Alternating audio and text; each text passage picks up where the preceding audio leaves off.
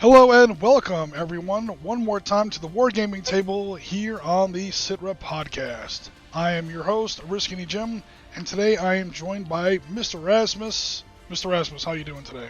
Grant. Hello. All right, everybody. So for today, we're going to change gears a little bit, and no more sand, no more dry deserts. In fact, we're doing the complete opposite. We're doing the kind of combat where there's nothing but water. Everywhere you see, and that is going to be Naval Command by Rory Crabb. And the scenario that we're looking at today is a potential conflict in the year 2025, pretty much any time in the near future, it doesn't really matter, in the Spratly Islands in the South Pacific. So, hold on for some ultra-modern / near future naval combat. Naval combat in the modern age is a lot different than we see in even World War II, definitely in Age of Sail. There are no guns, really, there is no armor. It's all electronics. It's all tech, it's all electronics. Your weapons don't miss, there's almost never a roll to hit.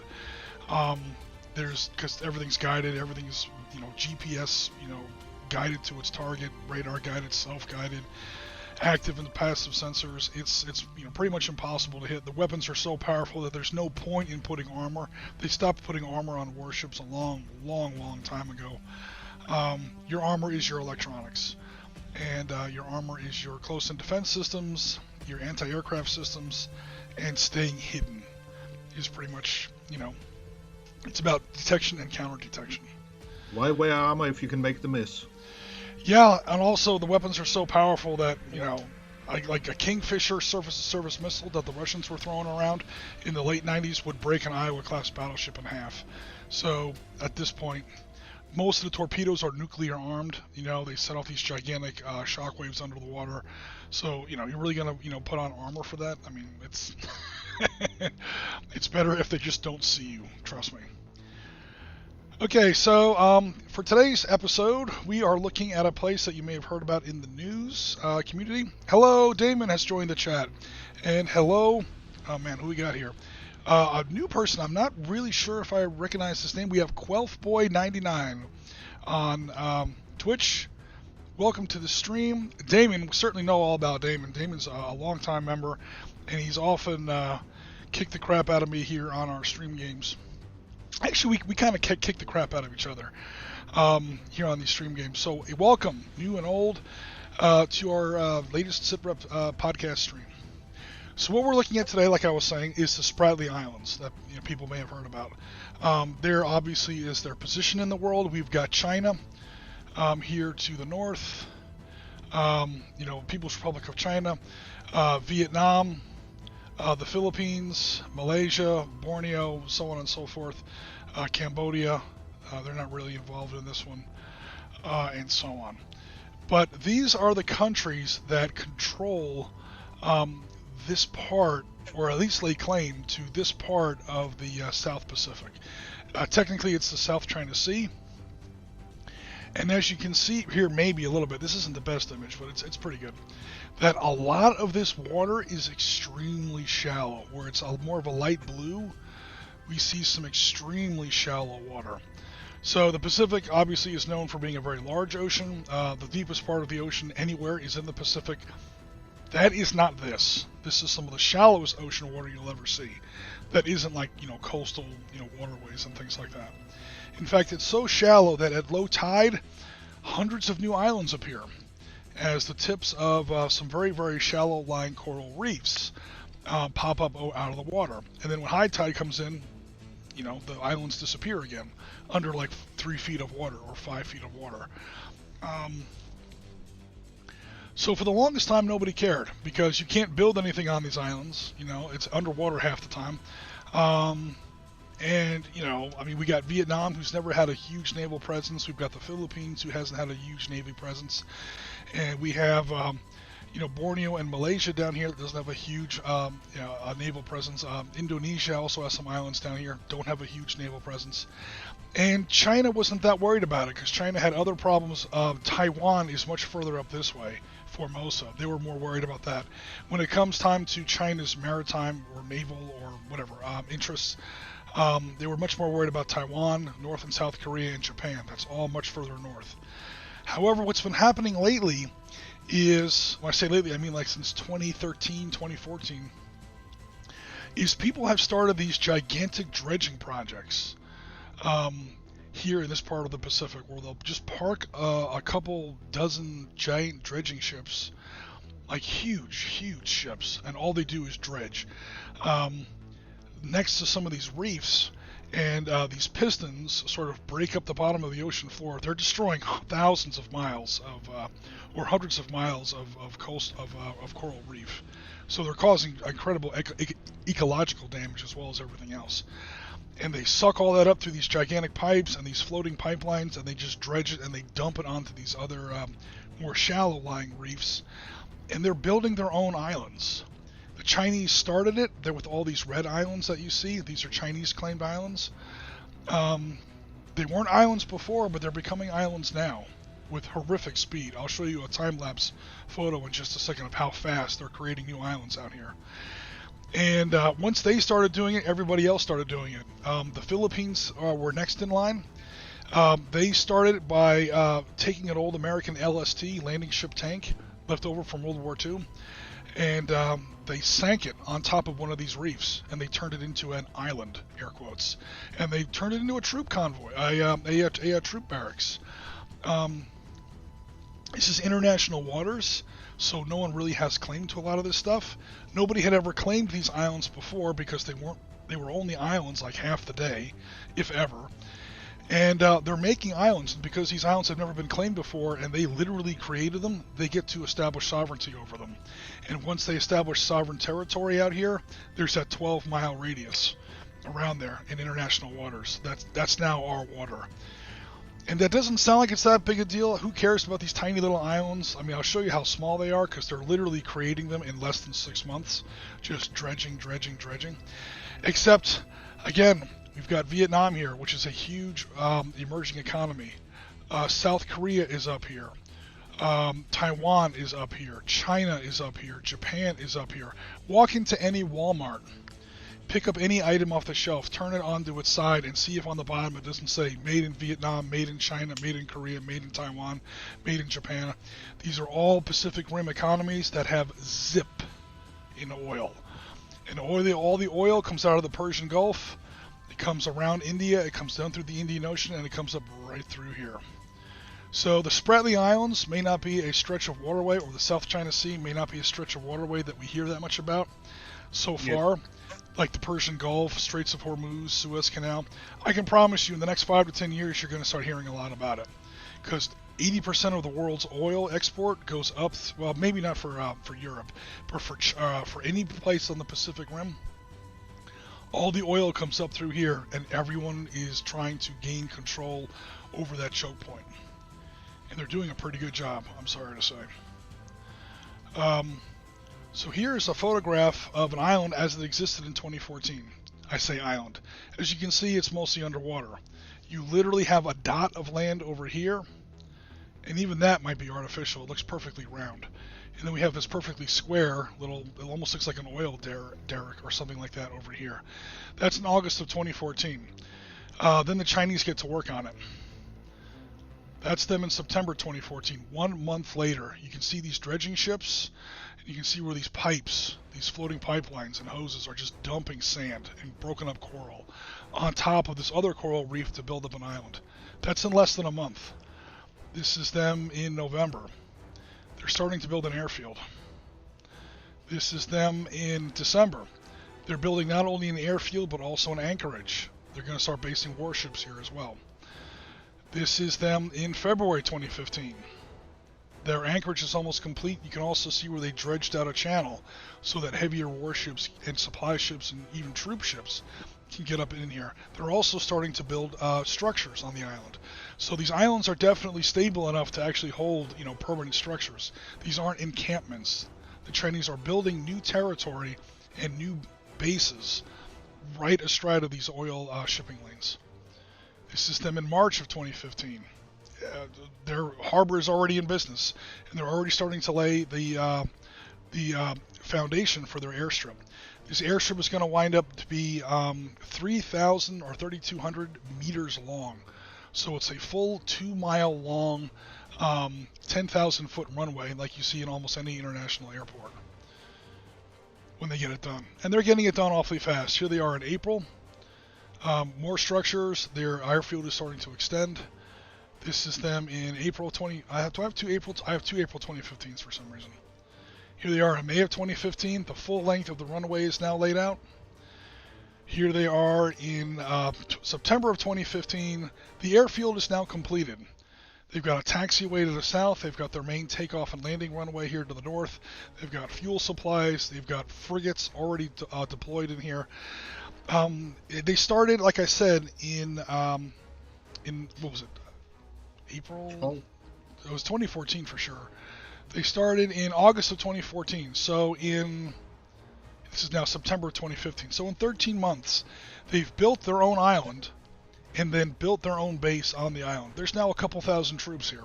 There's going to be a couple squadrons of J-15s. Their 4th generation fighters here. Maybe later on they'll put their J-20s on here. That's their new equivalent to the F-35 Raptor. China's not messing around, and they're doing this all over the place. To the point where now they're not the only ones doing it.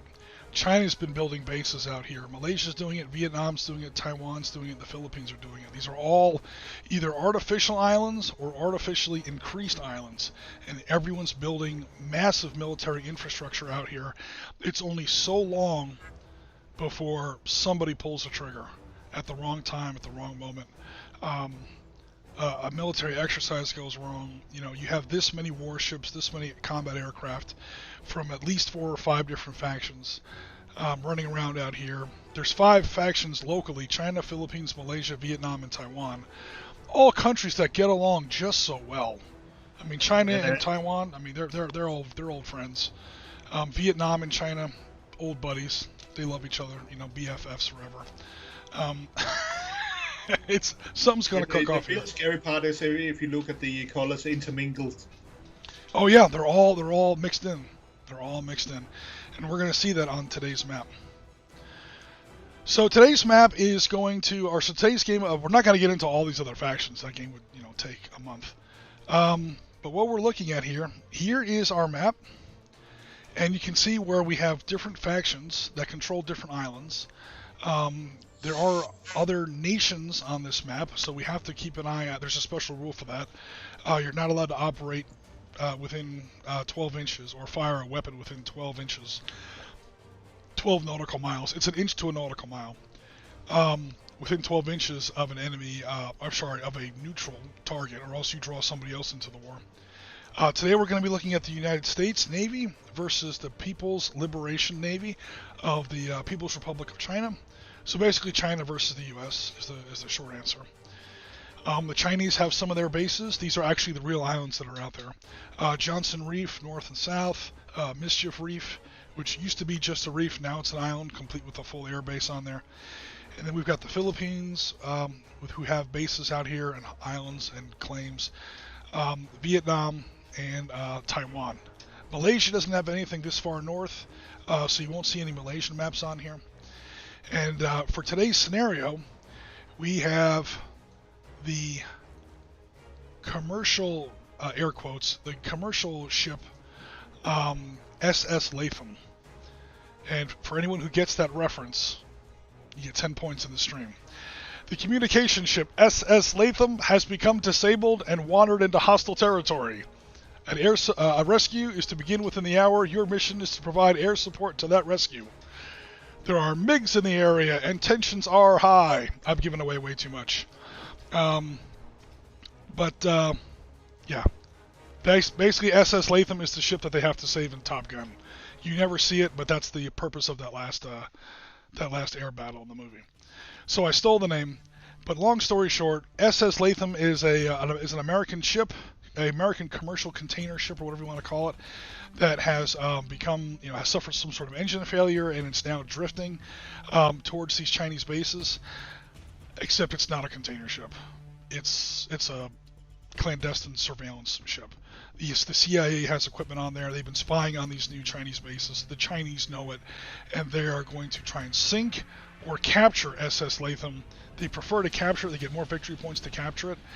They want to capture SS Latham and make sure that they can prove to the world press that the Americans are violating Chinese sovereignty and conducting illegal surveillance and intelligence operations.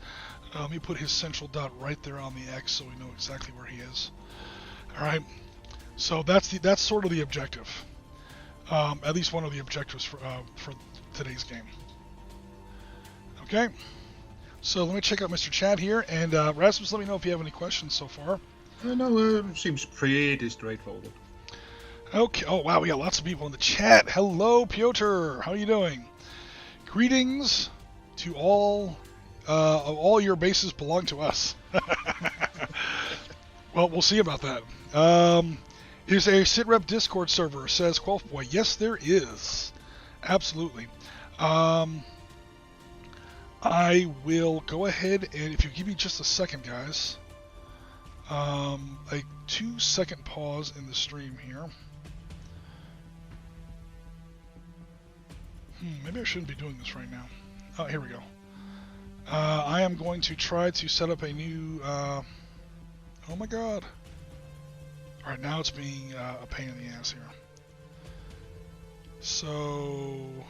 invite people. Okay, this is going to be a quick link. Hopefully you see this. This is going to be our in the chat. Our invite to our... oh my god, are you serious? There we go. I've now also put it in YouTube. Hopefully... oh no, he left. Oh no. Sorry, Quelfboy, we didn't quite get to you fast enough. Anyway, if anyone else wants to join our Discord, that's the link in the description. Because Science Teacher says, thanks, Map. Thanks very much. James Cutt says, shipping lanes. Absolutely. China is here, Mr. Burton, says Because Science Teacher. Yeah, because of, this isn't a Big Trouble in Little China reference, but what the Chinese Navy is doing is they want China to be everywhere. They're literally building more China out here in this water. Time for a typhoon, right? Should the U.S. Says Sitra Podcast, so the U.S. should build an island off Guam or Midway? Well, we could definitely. In fact, I think we have expanded Midway a little. Midway is very small. Guam is huge. Those islands are way off this map. We got to remember how huge the Pacific is. We're not trying to get too deeply involved in all this, although we are kind of supporting the Philippines and Taiwan. Those are our the closest thing we have to allies in this region. So the Philippines have been steadily building their own islands up a little bit. They don't have nearly the resources that China does, obviously.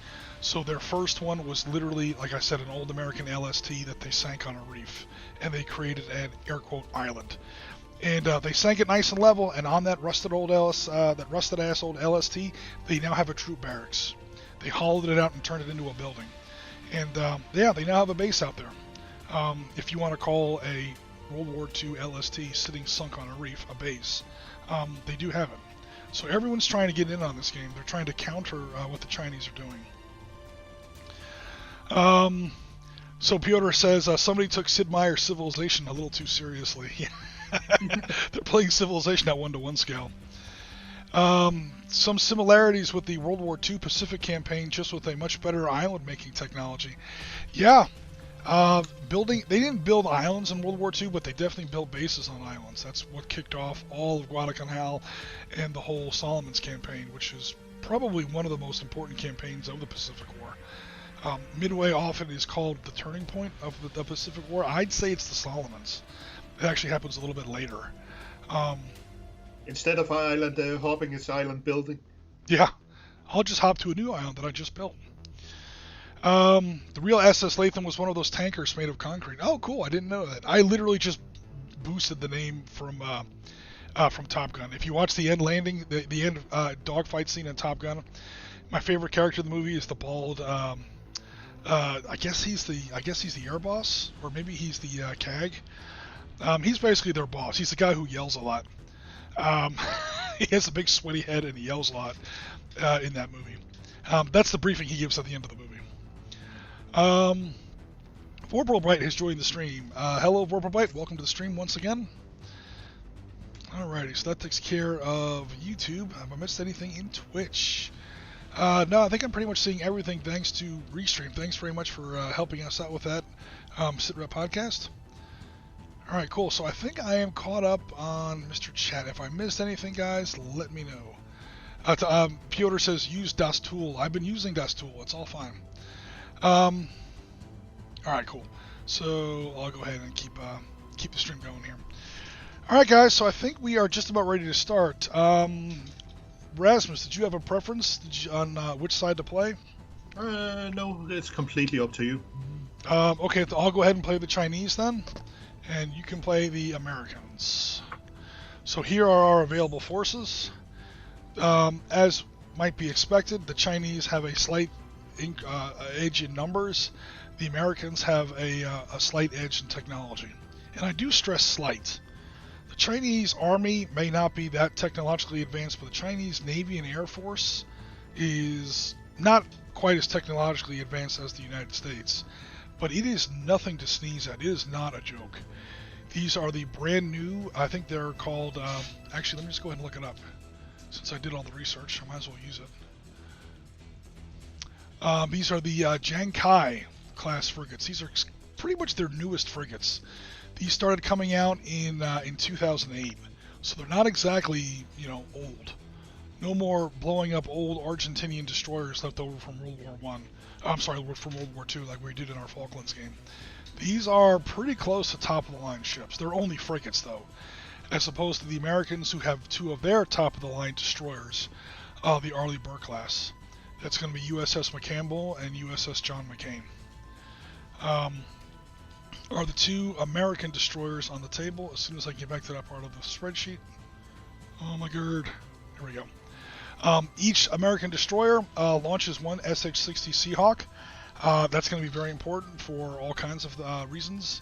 Basically detection. They aren't really, attack platforms. They can attack submarines. They're very effective at sinking submarines. We just don't have any submarines in this game. They both carry. Yeah, the submarines, that's another whole kettle of fish. We've played Naval Command now 3 times on the SitRep podcast channel. There hasn't been a submarine yet. I'll get to it eventually, guys, but submarines are kind of a pain. The Chinese, meanwhile, like I said, have these 3 frigates. These are the actual frigates and their pennant numbers. These are actually 2 of the real, of course, Arleigh Burke class destroyers. And then we have some aircraft that I'm hoping will join the battle. I'm pretty sure it's almost mathematically certain they will join the battle. I'm just not sure when. So these come from off-board areas. The Chinese, it comes in from their Fire Reef base.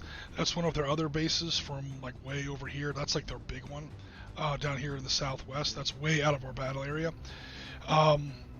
That one in our game is up. It's ready. That base is launching aircraft like right now. So once this battle gets started, the commanders will start calling in their air assets, and then we'll see when they show up. The flagship of the U.S. 7th Fleet, meanwhile, is the Nimitz-class aircraft carrier USS Ronald Reagan, which is going to put 2 F-35 Lightning IIs up in the air, and we'll see how that works out. So we have victory conditions and special rules. So you're not allowed to shoot guns or missiles over any islands. We use the little double lines that are over the islands as reference. You can't get too close to an island with guns or missiles. So if your line of sight or if your line of fire goes through these double lines that surround the islands, it's not allowed. No ship, of course, may sail or touch any of the double lines around the islands. Again, because this water is very shallow and your ship could run aground. Exception, the Chinese ships can sail into one of their bases if it's damaged. If a Chinese ship sails into the base, it's considered out of the battle, but it prevents it from being sunk. And there's different victory points for that. So the Chinese can run away into one of their bases if they want. No aircraft may fly over any island, exception the Chinese can fly over islands that their government claims. And every island has a little map on it that shows what islands we control. No ship or aircraft may fly within 12 inches of a blue base. There are red bases, which are completed Chinese bases. There were some yellow... Ooh, what did I do with those? I guess I got rid of it. No worries. Some of these bases, some of these Chinese islands have, with the Chinese flags, have bases that are under construction, but I guess I got rid of those. No worries. They were just there for reference anyway. But in game terms, there are 2 blue bases, one claimed by Taiwan and one that is being built by Vietnam. No one is allowed to come within 12 inches of those, or fire a missile, or fire an aircraft, or anything like that where the line of flight or the line of fire goes within 12 inches of those 2 islands. Those are neutrals, and these are armed bases. They're just not in this particular fight, so we have to give them a little bit of a wide berth.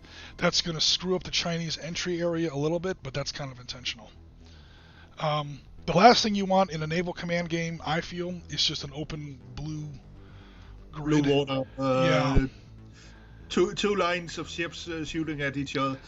That isn't really... Not only is that boring, but that's not how naval battles work. People don't go out into the high seas and have a battle, usually. There are exceptions. Jutland is probably the most famous example. But almost always there's going to be at least a little bit of land on your naval table because you're fighting over a port, you're trying to put troops ashore, you're trying to launch an airstrike. Naval command is about influencing the situation on the ground. So. And Jutland were fun because it were actually started by somebody seeing smoke from a neutral ship. Right. And then they went to investigate, and then they started just pumping more and more into it from both sides. Okay, so at the end of each turn, we're both going to roll a d6. This is the rules that we have to roll to see if aircraft arrive. If the aircraft arrive, they arrive in the next turn's attack phase. And there's some rules, we'll get to it. I don't want to take up too much of the chat about how these aircraft actually work. Because the way Naval Command handles fixed-wing aircraft is very, very abstract.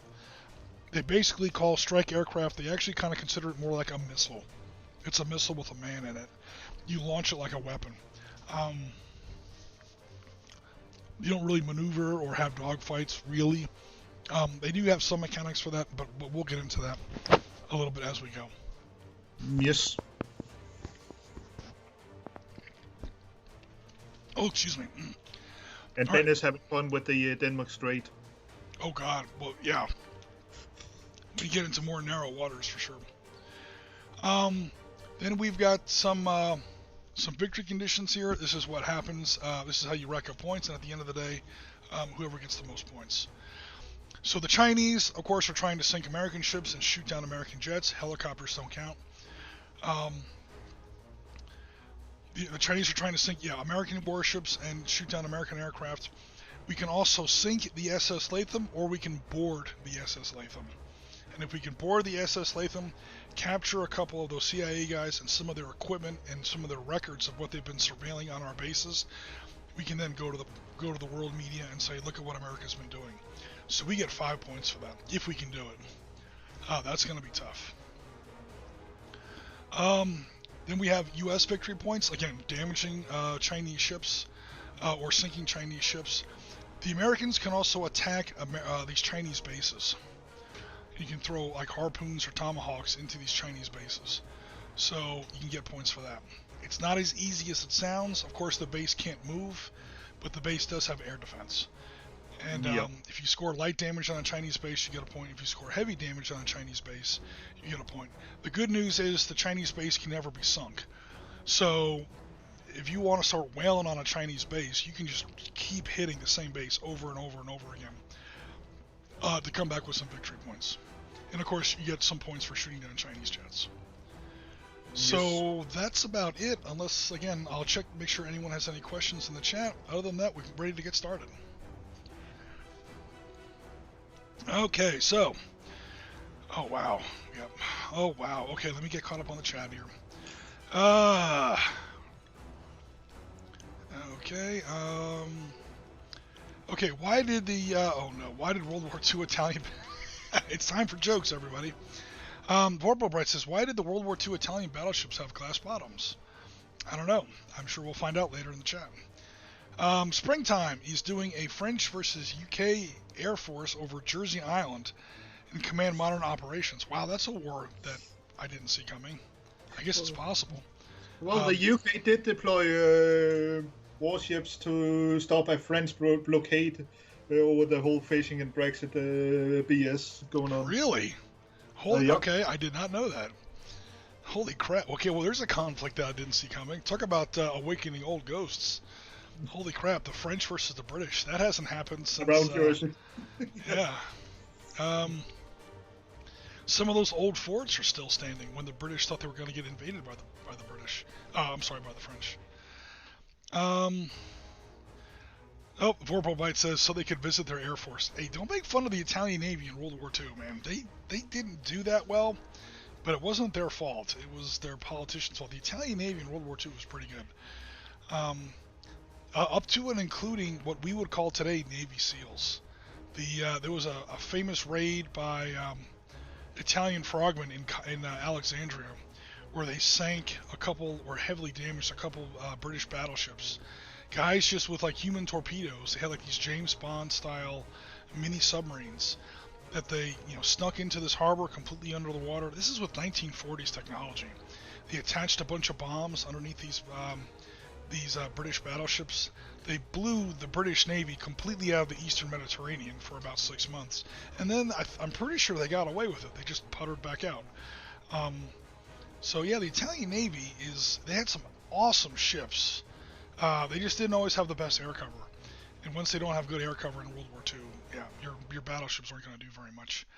A very famous Italian battleship was sunk during the Salerno landings when the Italians were changing sides in the war.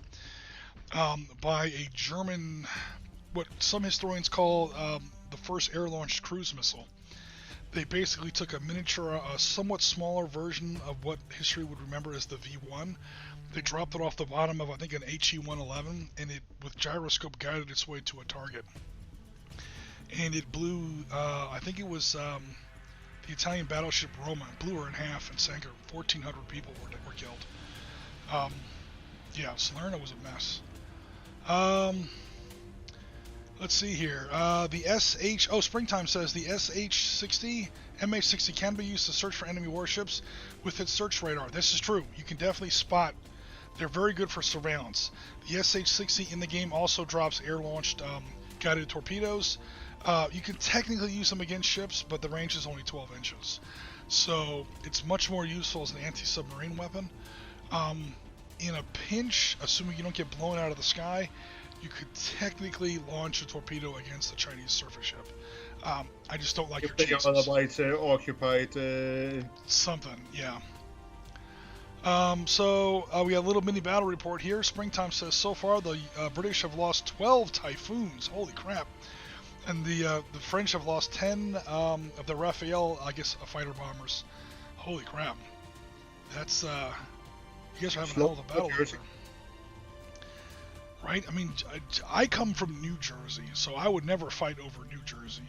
I don't know if old Jersey is any good, but New Jersey, I wouldn't spend one bullet on that place. However, Ben Johnson has joined the stream. Oh, cool.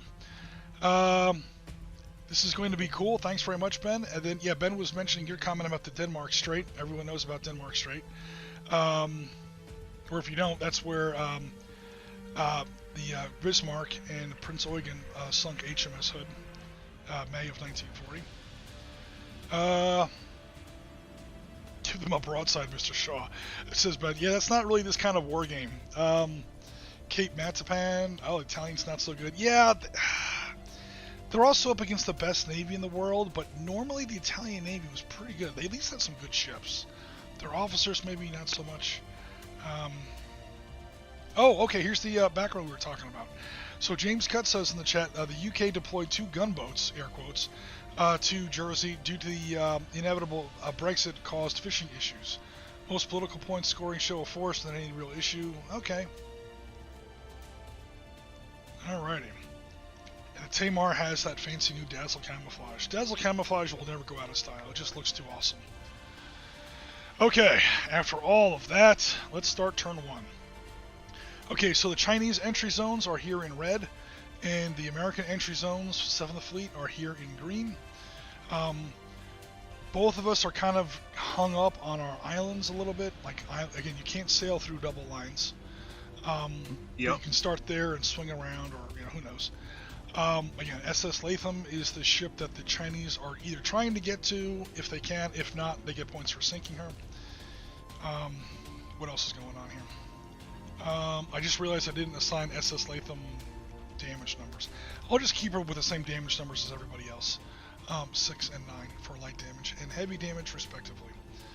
Okay, so first of all, nobody has any early airborne warning aircraft in the sky, so nobody gets any additional D10s in the initiative phase. So we basically both just roll 1 D10, and we see who moves the first ship onto the table. All right. It might be fine. Oh no! Hold on, guys. Sorry. Something went wrong with my webcam here. Okay, we're back. There we go. Alright, so we have our SitRep podcast dice box here. I wind up with a 7. What did you get for your initiative roll? A mighty 5. Alright, cool. So technically I get to decide who goes first or second. I'll go ahead and say I want to go on first. Alright, so we're going to come on here with my first frigate. I'm going to pick way over here. And one thing I did want to kind of do as an experiment, Rasmus, is we're going to play with 30-minute turns instead of 15-minute turns. So what that means in game terms is all the movement rates will be doubled. I just think the game will go faster. Because again, this map, for anyone who's like counting, this map is 108 inches wide by 72 inches tall. So this is a 9-foot by 6-foot table, and the movement rates are normally like 9 inches and 8 inches. That's really small. I don't want the game to get too boring. So I'm basically saying, okay, we're going to take 30-minute turns. We won't be firing at double rate because what's kind of happening here is everyone's very nervous about this incident. And everyone's checking with their superior 3 times, everyone's checking with Naval Command, and Naval Command is checking with National Command Authority, i.e. the President of China and the United States respectively. So the firing cycle times are going to remain the same, but the movement's going to be doubled. That's pretty much my excuse for I want to have a game with faster moving ships. So normally that is an 8, so for this game it's going to be 16. The yellow dot in the center of the ship shows his true location. Yes. Alright, and that is Chang Zhao. Chang Zhao shows bring it. Now I also have to declare, as you make your move, whether or not your systems are active or passive. I think for the moment I'm going to go ahead and keep my radar passive on that ship. Okay, so that's my movement. And let me check my turn sequence here. When do we launch helicopters? Is that now or later in the attack phase? Navigation. Launch or move patrol craft or helos. Okay, yeah, I'm launching my bird. So these frigates carry a helicopter, 1 each, same as the American destroyers. They are the Z9, which is the Chinese name for their French Dauphin class helicopter.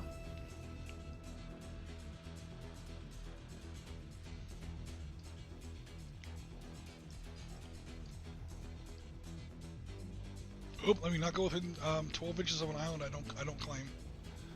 I almost just broke my own rule. Or within the double lines, I should say. Alright, cool. So that's it for my first ship. Over to your first ship. That is either going to be Mr. McCain or Mr. McCampbell.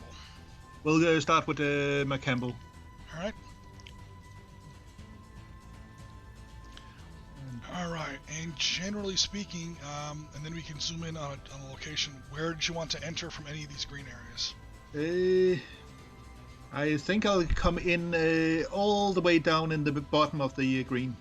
All right, we're gonna get this game started quick. That's good because we had kind of a slow start. Alrighty. So, like right at the very bottom part of the green, like the very small. Yep, right there. Alrighty. The movement rate is normally 8. That's assuming a speed of about 32 knots. So now it's going to be 16. So I'll get 16 set up there. Depending on what direction you wanted to move. If you move it down about, yeah, something like that. Okay. Nobody said I weren't aggressive. Hey, that gets the stream going quick. I appreciate it. After all my historical rambling and so on. Okay, then do you want to... Okay, so first off, are you turning your active sensors on or not? Well, we might as well go active. Ping, ping. The Americans are coming in lit up like a Christmas tree. It's like charging into a dark room with a flashlight on. You're going to find the enemy faster, but he's also going to see you because you just walked into a dark room with a flashlight. Yep. Okay. And then are you launching your Black Hawk? Yep. Seahawk, we'll I should say. The Seahawk. Okay. And about, I don't know, like 1 to 360, about where are you headed? Like down here somewhere? Or southwest, I should say? Straight south, I think. Okay.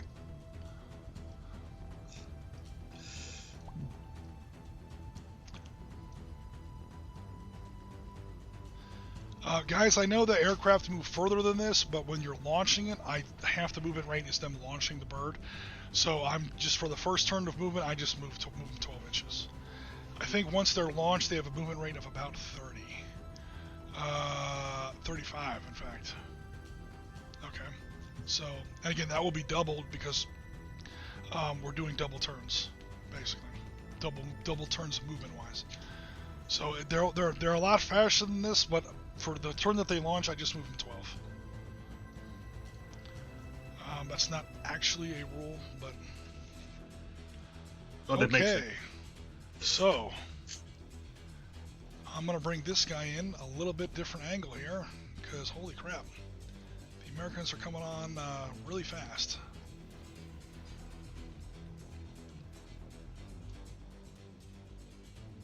One, two, three. I'll just go up here to 16. Ooh, I actually just kind of made a bit of a mistake. You know what? I will not do that. Because this base between us, I can't cover... I can't give a mutual air defense. We all know the rule of Darkstar, keep your ships kind of together. You don't really have to in this game because some of the air defense systems have a range of like 70 inches. That's 7T with a 0 on the end. So that whole thing you see in Darkstar where the ships cluster together, you don't really need that, but I didn't want to have the base between us because the base would interfere with that. A line of sight is nice. Alrighty. We're all... You say line of sight like as a joke, but we're almost within visual range of each other. Yep. 12 nautical miles is usually considered visual range for a surface target. So we're not quite to eyeball mark 1. After I just got done saying how this isn't going to be a pirate game, it might be a pirate game. Okay, so I'm going to go ahead and declare that this guy's going to be active. Because apparently the Americans want to go active. That's cool. And I'm going to launch my helo. This makes no sense, but I'm going to do it anyway. And also I'm the Chinese, so I get to fly over my own island. What's up, guys? 12, he's right here. What about Americans flying over Chinese islands? No. Well, Okay, unless you're doing a strike on them. Okay. Well, in that case, you don't have to fly over them. You can launch your strike from a distance. And trust me, there are anti-aircraft defenses and missiles on those islands. Yeah. So, it might not be a good idea. You definitely don't have to fly over them and bomb them. That's for sure. Okay, so now over to you and Mr. McCain. Mr. McCain. A Navy warship that is named after 3 men simultaneously. Yeah, that's confusing. I looked it up because not only the famous Senator John McCain, but his father and his grandfather all named John S. McCain. They're all in the Navy. The first 2 were admirals. The last guy was a captain, later obviously a senator from Arizona. So, yeah. All right, so, where is Mr. McCain going? Yeah, see, I had 2 plans, and I think I will go with the second one. So if you could go up so I can see a bit more. Just next to the shield, if he comes down there, straight south. Okay, on the left side or the right or the left? On the left side.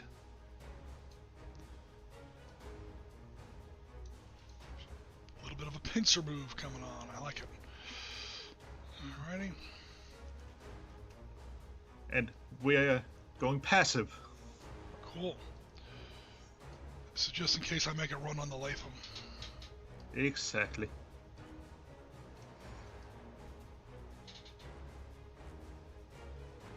And the heli will take off over towards the Latham.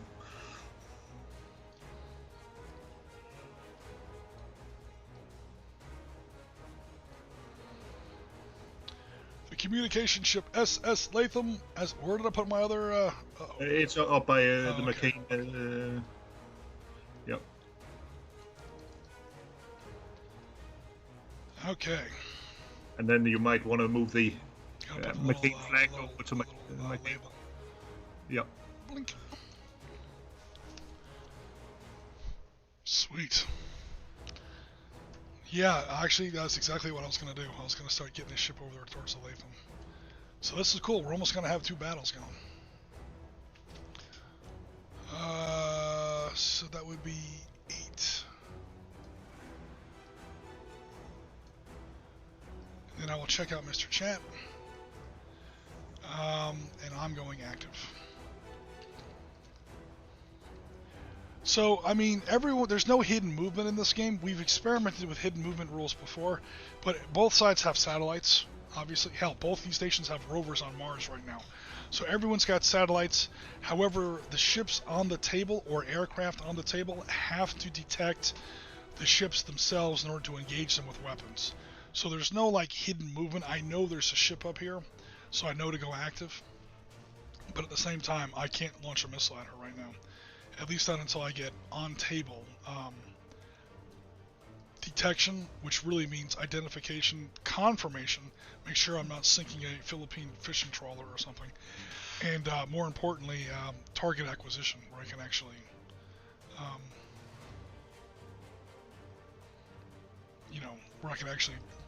get a missile launched at them.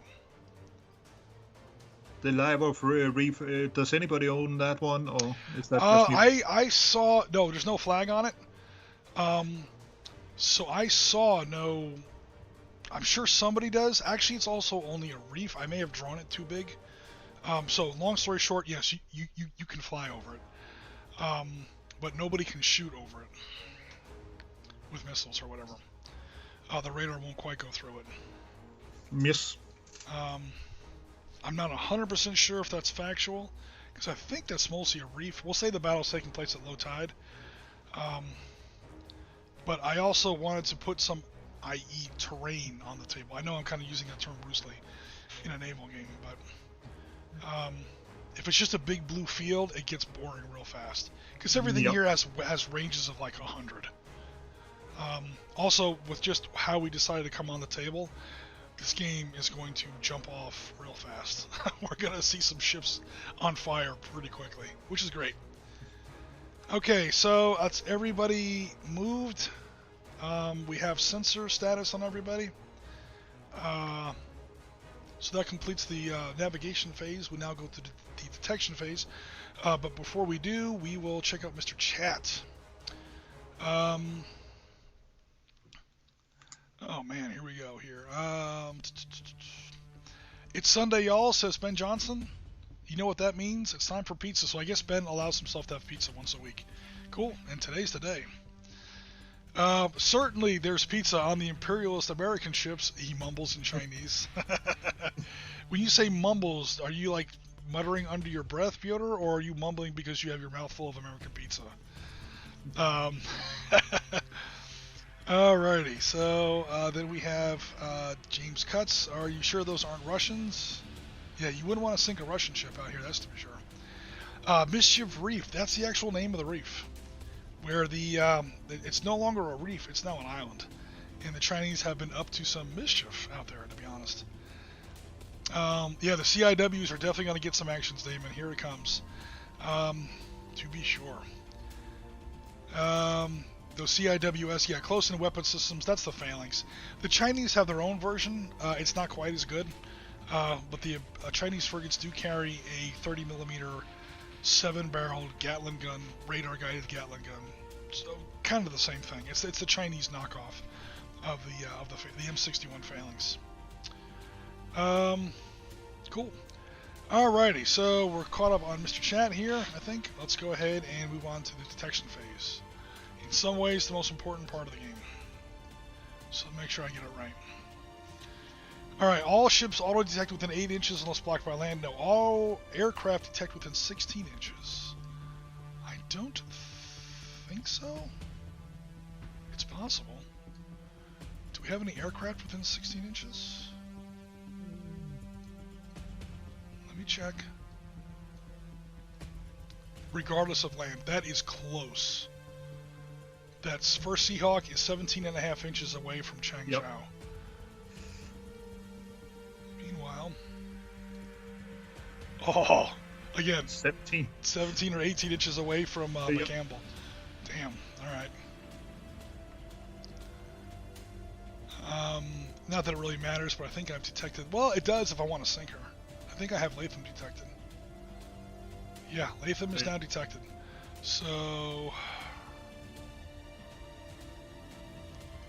and once you have a ship detected, all your warships see it. Because everyone shares information. It's the fair new world. Bing, bing, bing. I think you technically have Latham detected, although again, you're not trying to shoot at it, but for what it's worth, you have him detected. I think that's it for automatics. Okay.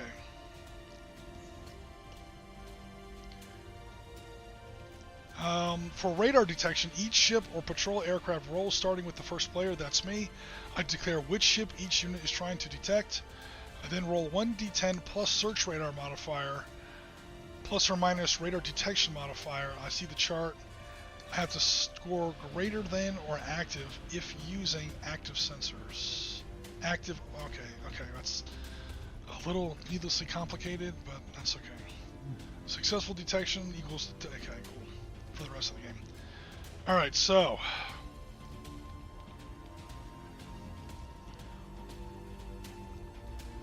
this Chinese helicopter, the Dauphin, is going to try and detect USS McCampbell. I am between 10 and 20 inches away. Okay, so it's airborne. It's not an AEW. AEW is like a Hawkeye or a Neptune or an Orion, something like that. The aircraft that have the gigantic radar dishes over top of them. Yep. So I guess I didn't say, so I guess he's still passive. I didn't declare he was active. I didn't know you had to turn on your aircraft or not. But okay, we'll just go with passive, airborne. I am within 20 inches, so I get a +4. The radar itself on the aircraft, I think, is +0. I do have one, it just isn't that great. Aircraft is the Dauphin. Yeah, radar is +0. So I got a +4 from this table, but no pluses from the aircraft itself. And I think I roll a D10, and I have to beat McCampbell's.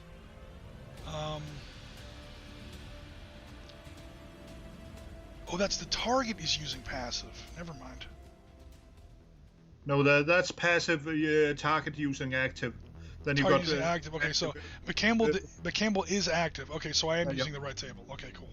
Yeah, as you can see, but looking at these different numbers, you become easier to detect when you turn your lights Okay, so I was right. Airborne +4 because McCampbell is active. The little radar counter there. It's going to be a +4. I have to roll a D10. I get to add a total of 4, and I'm trying to beat his electronic warfare number of 11. So basically, I have to roll a 7 up. I get a 10. So that first Chinese helicopter definitely spotted my man, Mr. McCampbell.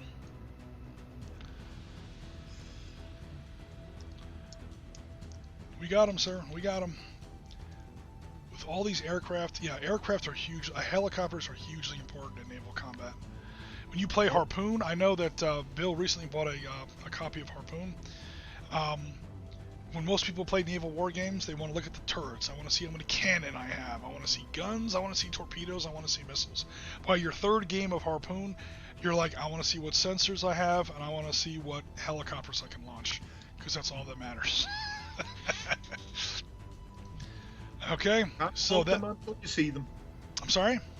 Can't smoke them until you see them. Yeah, definitely. All right, so now it's over to your turn for a detection.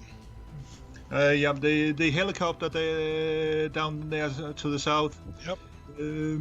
Will try to. Can it go over land? Yes, because you're an aircraft. Yeah. So a ship can't do it, but an aircraft can. So we might as well take the Yulin.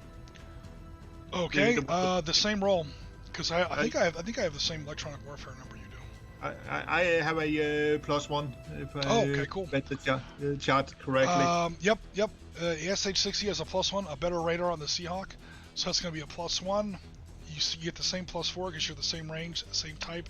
You're aiming at my guy that has these active sensors turned on, so that's cool. I probably shouldn't have done that. I probably should have relied on my helicopters. Oh well.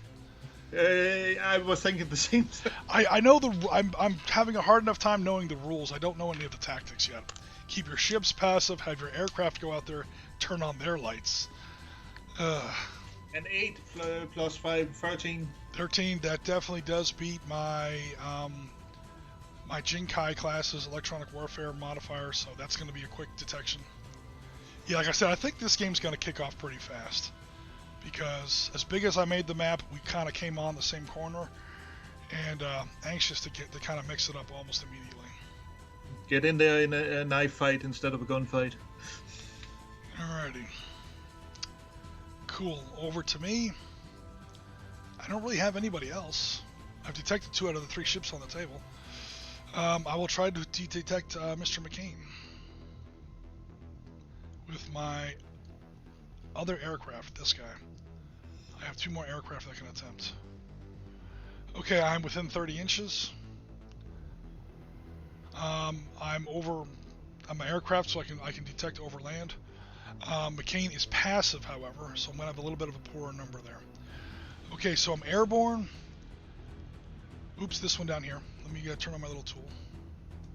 So I now go down to this chart, everybody. I'm airborne, but the target is using passive radar only.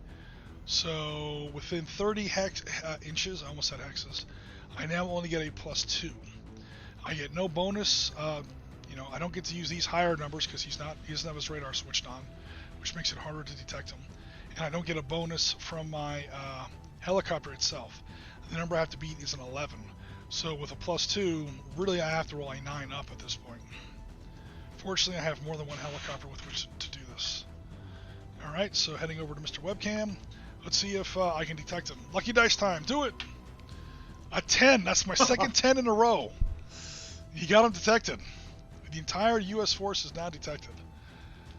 That's awesome. Although I got sweet lucky on that. I'm not even going to pretend that had anything to do with gameplay or tactics. That was just lady luck giving me a lap dance for the afternoon. I'll take it. Okay, over to you for your detection phase. Yeah, the McCain's helicopter will try to detect the one heading for the Latham. Okay, this guy down here, Rai Zhang. Okay, or Rai Zhao, sorry. Okay, so, I think you are you 40 inches away? No, I think you're 30. Under 30, let's see.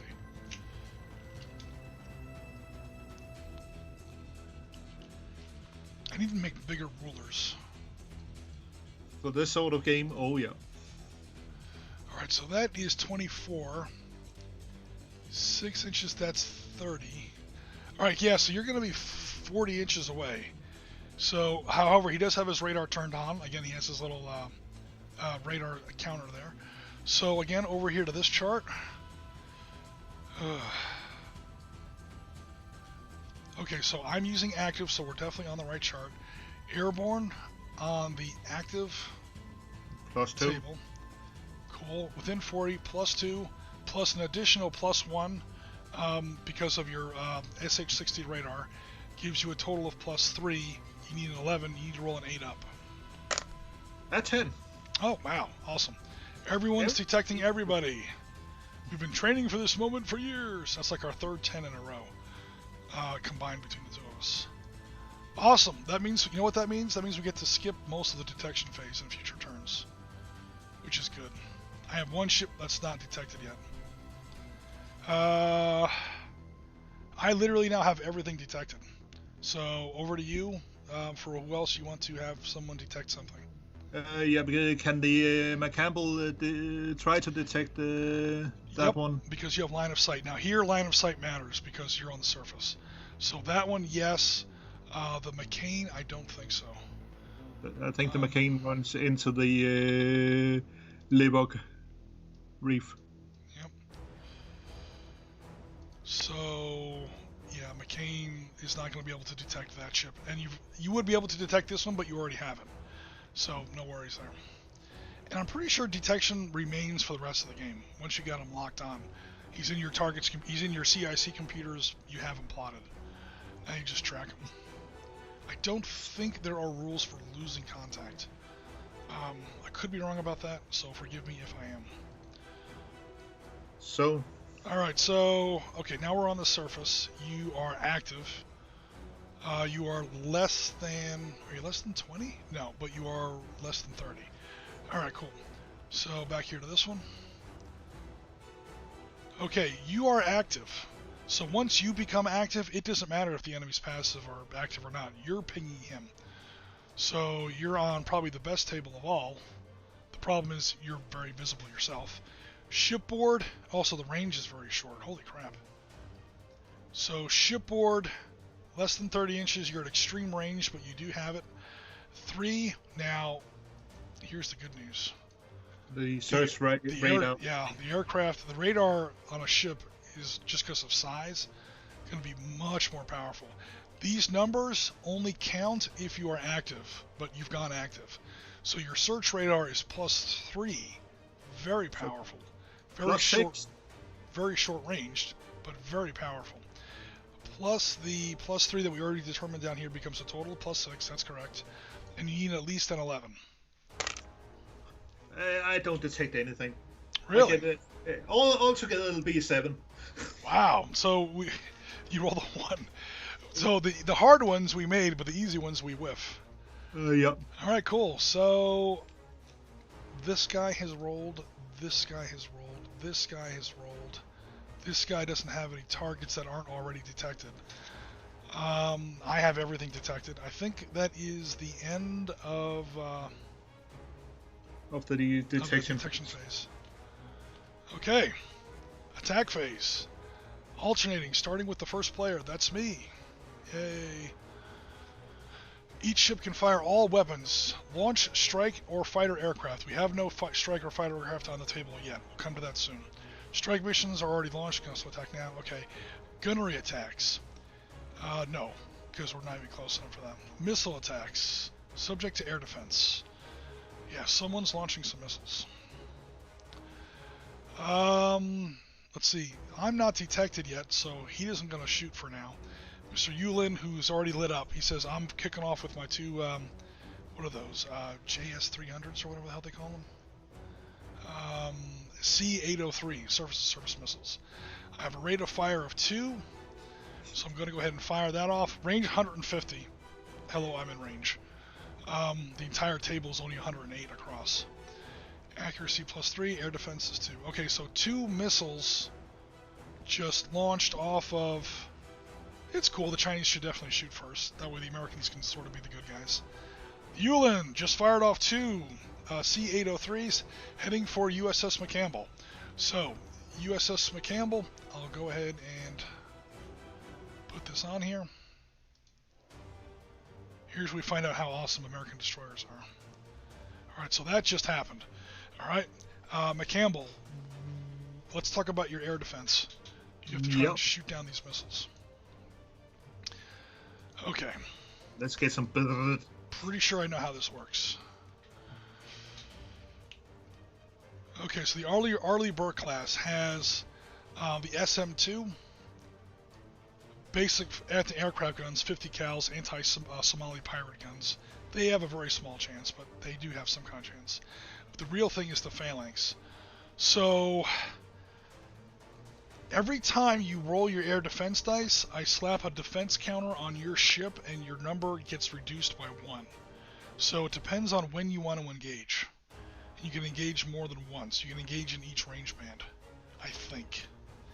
So you can engage with your SM-2 standards at medium range and then again at close range. But that would be technically 2 attacks. Or 2 defense rolls. We'll try the SM-2 standards at a medium range. Okay, so you roll a D10, you add 3 to the result, and you're trying to beat an 11. However, you are active, which means your air defense radar is also up. So it's going to be 3 plus 3 is 6, and again, you need an 11 or better. Rolled a 9, so 15. 9 becomes 15. Okay, that is 1 missile shot down. Okay, then we come to close range. Now you can fire everything. Your 50 cals, your phalanx, of course, adds +2, and your SM-2 is not as good at short range as it is at long range. But you add them all up, and you come up with that +4 up here. The bad news is I think now this is your second defense roll, so you're down to a +3. Again, plus your +3 means that now, again, it's the same roll. 5 is what you need. An 8. An 8, that's a natural 8, right? I rolled an 8, yeah. Okay, cool. Alright, so that's both of them shot down. Both of my missiles shot down. Cool, except that is 2 defense tokens on your ship. So, kind of like Dark Star, if you swarm the enemy with missiles, something might get through. Sooner or later, again, this compounds and compounds. Every defense counter subtracts another 1 off your overall roll. Sooner or later, you're gonna eat a missile. It just depends on how many missiles I can launch. Okay, so that was my attack. Now we go to your turn to attack with a ship. The McCampbell will fire at the Rushan or the Raijiao over here. Yeah. Okay. You do have line of sight. It comes close to Live Oak Reef, but not really. Or I should say not close enough. The range is definitely going to be fine, because the range in this game is absurd. It's just a question of how many defense you get to roll. Yep. So I'm assuming you're talking about harpoons. Harpoons, yeah. Okay, cool. So the range is 70, but yeah, you're well within range. All right, cool. I have to try. You can launch 2 harpoons. No worries. Can I shoot some tomahawks at the base down there as well? Yeah, certainly. We will. Yeah, because you can. The rules say you can fire all weapons. So yeah, tomahawks are land attack missiles. You can. That's what you attack the base with. So yeah. Let me start with the harpoons. You launch 2 harpoons. You're well within range. Okay, now we go down to my defense.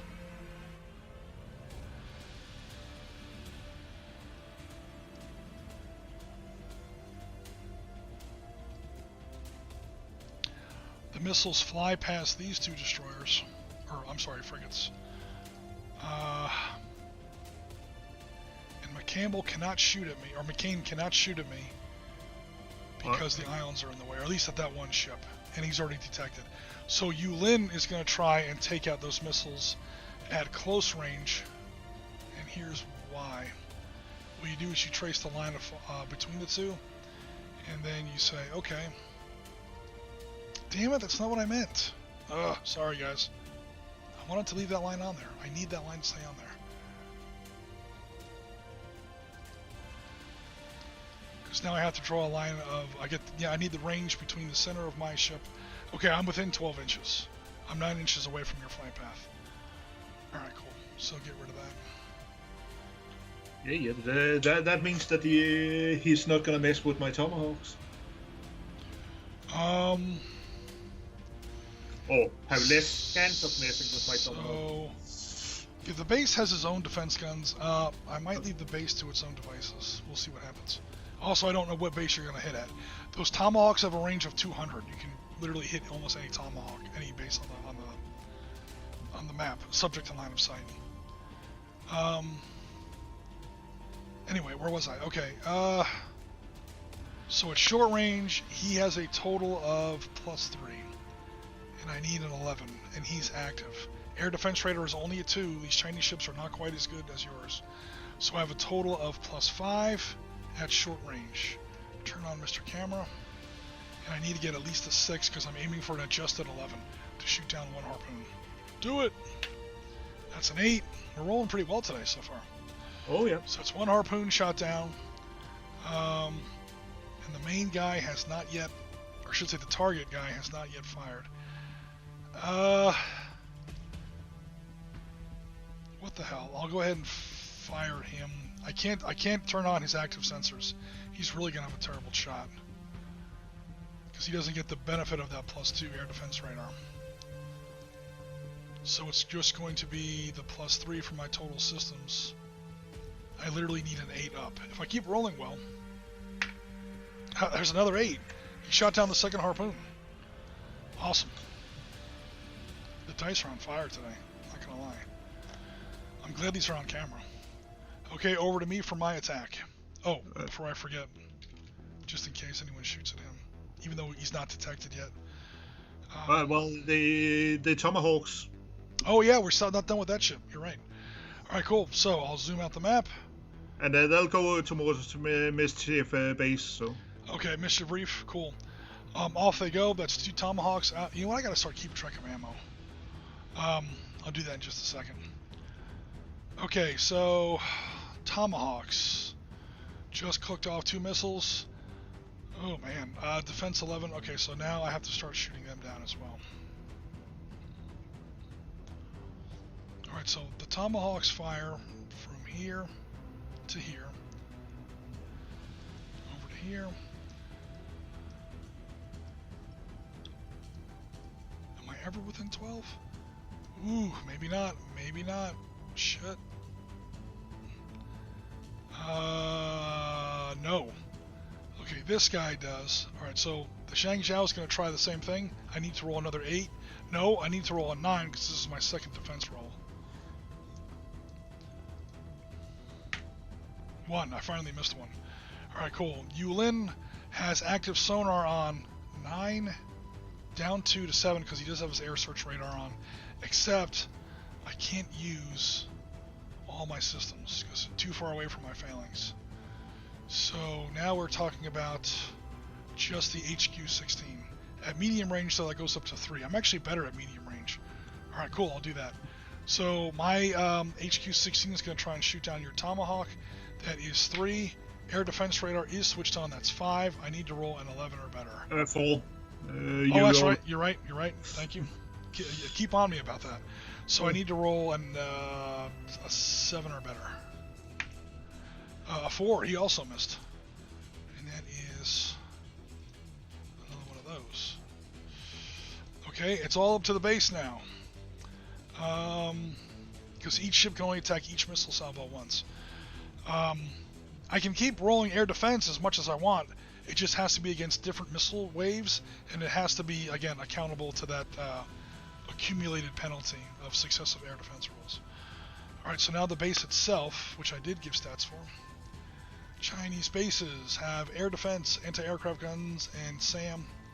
Am I ever greater than 12 inches? Please tell me I am. Because I would rather engage you at medium range.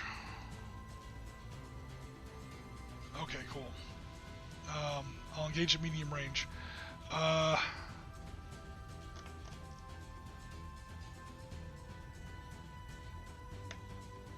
never said that the Chinese base. Oh, you know what I didn't do? The Chinese bases. Whether they're active or... Yeah, I mean, there's no reason for them not to be, but I never declared it. So that's on my... Alright, I screwed that up. No worries. That is, because it's not like they have to hide. Everyone knows where the island is. So there's no reason for them not to have their active on. But but you do that in the initiative phase, and they don't move in the initiative phase. So I never... But I'll remember that for next turn. For now, I will say that they did not turn them on. They're still drinking coffee. I can't believe the Americans are actually shooting at us. I thought for sure President Biden would back down. Actually, we don't know if President Biden will be president in 2025. But who knows? All right, so the radar, it does not count. It's just going to be +3. I need an 8 or better. Oh no, I don't think I'm going to make it. Do it. I shot down one missile. Okay, which means the other one is now going to hit because I'm now out of air defense. There is nothing else that can reach them, I don't think. Just to be completionist, this guy can intercept, but I'm going to save his air defense tokens because I'm sure he's going to be taking some fire from USS McCain up there. So I'm deliberately not taking fire on that one. Okay, so one... put a defense token on the base. Oh, cool, thank you. Here comes... the base. All right, here comes that one cruise missile at the base. Now it just has to get through the base's electronic warfare, which probably won't be too hard. The base does have an 11 electronic warfare, same as the ships. It's a bigger target, but much more powerful emitters. Yep. Because they're not restricted by size. So you're active. Okay, so your fire control radar does count. That is +2. The missile's accuracy is +2. That's a total of 4. And you need to get at least an 11. 14. All right, cool. So that is a hit. Now we gotta try and do damage. Damage is... Please tell me I gave the... Okay, I did give them... I gave them pretty heavy damage numbers. Unfortunately, I'm getting hit with a tomahawk. So you roll a d10 and you add 4 to the result. It'll be a 13. 13 is big enough to cause major damage. So how damage works in this game is really easy, guys. Any target has 2 damage thresholds. Like in this case, it's 7+. Here, it's 10+. All right. That's the amount of damage a single attack has to do in order to cause either light damage or, in this case, heavy damage.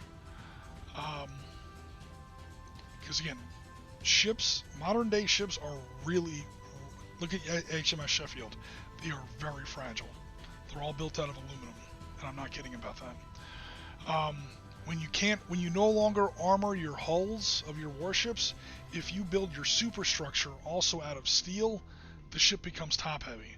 So in order to compensate for that, they build the hull out of steel usually, and the superstructure is usually built out of aluminum. And these bases are probably completely unarmored, you know. They're not like giant concrete bunkers or whatever. But even then, I gave them a 7 and a 10+. Nevertheless, it sounds like Rasmus rolled a 9. A 9, yep. Yeah, a 9. So you add 4, because again, Tomahawks hit really hard, so they get a +4 bonus. And you're aiming for to beat one of these 2 numbers. If you beat the first number, you did light damage. If you beat the second number, you caused heavy damage. He beat the second number, so that's going to be heavy damage. So I think that's 2 victory points. Because he just blew up some Chinese hangars or something on that base. Boom! With 1 Tomahawk cruise missile. We've all seen them on CNN. Oh, yeah. Okay, so that is, I think, it for USS McCampbell. That's it for USS McCampbell, yeah. So now we head over to my second ship. Who have I fired so far? I fired Yulin so far. Chang Zhao has not fired. Mr. Raizhao. Does Mr. Raizhao have line of sight? Yes, I do. Yeah. That's right, he shot at me, so... Yeah, I'm going to keep wailing on McCampbell because McCampbell's already had 2 air defense tokens. So I'm pretty sure. Well, then again, so has McCain. Hasn't fired any air defense so far. Oh no. Okay, making sure. Cool. In that case, I'm definitely going to engage McCampbell. All right, so 2 more C-803s just launched. They're coming in on Mr. McCampbell. All right, so Mr. McCampbell, what are we doing here? Engage them first at the medium range, and then. Okay, so medium range. Oh wait, except we're not. Oh, I may have been doing that wrong. All right, we'll just go ahead and keep doing it that way. I just said each ship can only engage each wave of missiles once, and now I'm talking out of both ends of my face here. So it would probably be that you fire the long range ones first, and then you have everything else left on the other one, or. Yeah. I must say I only skimmed the rules because. Yeah, air defense. When a ship is fired, attack.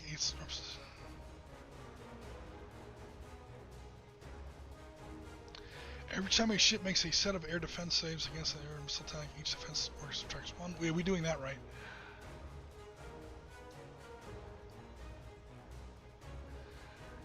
Okay, yeah, when a surface vessel is attacked by aircraft or guided missiles, it gets the opportunity to make an air defense save, as in 1. Yep. This represents the ship's air defense radar, blah, blah, blah, blah, blah. So I think we were doing it right with the Chinese, and I don't think we did it right with the... McCampbell the first time. That's okay. We just made one small mistake at the beginning. But it wound up with 2 negatives, so it's fine. We'll just keep going, and we'll just do it right from now on. All right, so you have to declare, or you have to decide whether you're doing it at close or far away. I think they're both. Oh, actually, you're a little bit better close in. I'm one better close, so we might as well do it close. Okay, cool. So that gives you a total of +4 with all your weapons close in. Your air defense radar is definitely turned on. Jesus Christ, +7. Good grief. -2, so +5. +5. Yep, and you got to beat an 11. It's a 11 on the dot. I think a tie does shoot down a missile. For a missile equals defense, yep, destroyed. Missile does not, yeah. It's different for aircraft, is why there's a little table for it. Okay, cool. So that shot down 1 missile. The other missile is going to hit. Yep. Or at least it gets a chance to hit. That's going to be my big man, Mr.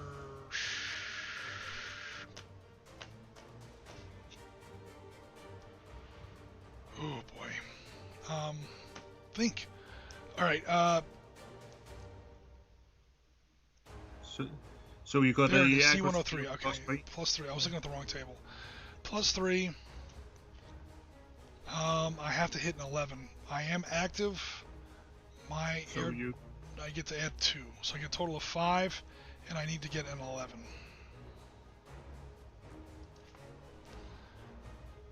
So basically, I need a 6 up. Come on, baby, do it, please. A 3, I missed. Oh no!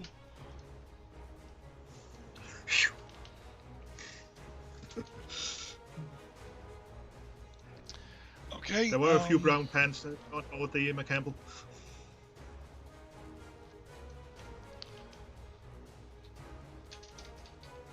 So he's fired 2 missiles. He's fired 2 missiles. Chang Zhao has not. He hasn't gone. He fired 2 and 2. McCampbell has fired 2 and 2. Oops. Cool. All right. Over to your turn to attack. Yeah. And I'll fire 2 and 2 from the McCain as well. The 2 harpoons will go. Yeah, that's only 1 target for You're allowed to do so. It's not going to be the best because McCain is still passive, so her attack radar is not turned on. All right, but harpoons are pretty deadly anyway. All right, so are they going after the Rajal? Down here. They're going after the red Jaw as the other two's hidden behind the reef. Yeah. Okay, cool. And then the Tomahawks are going towards Mischief Reef. Okay, cool. Awesome. So I'll go ahead and, before I forget. Or can Mischief Reef take more than heavy damage? Yeah, like I said, you can keep piling on heavy damage. I know. I mean, I made these are all house rules for the bases. Yep. So who knows if I totally screwed up the scenario here, but yeah, like I was saying before, you can't sink the island. So there are plenty of buildings to blow up as far as they keep pouring tomahawks into that. I mean, look at the Gulf War. How many tomahawks did we launch at those poor people? I mean, they were like running out of tomahawks in the National Armory by the time that war was over. Okay, so good if you're the manufacturer of Tomahawk missiles. Oh yeah, they made a fortune on that war. So yeah, I don't even know why I'm bothering with that. Yes, you're definitely within range. No worries there. I will now go ahead and try to defend first. First I'll try to defend myself. I'll try to do it at medium range because I have a little bit better defense there. Actually, they're both 3, so that's fine.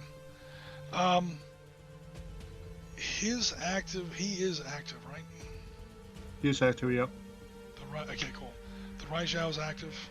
Sweet, which means I get my air defense. I got a total of 5. I have to beat an 11. Do it, please. 9. Boom. One harpoon shot down. Good deal. Now the other one. The Raijao cannot fire again, but before I forget, and Rasmus has to remind me again, that's 1 air defense token here. Oh, Yulin is going to try an air defense. Although, Jesus, this is going to be her 3rd one. She has to subtract 3. Or technically it's going to be her 4th one, which means I have to subtract 3. I am more than 12 inches away, almost certainly. Let me zoom out just a smidge.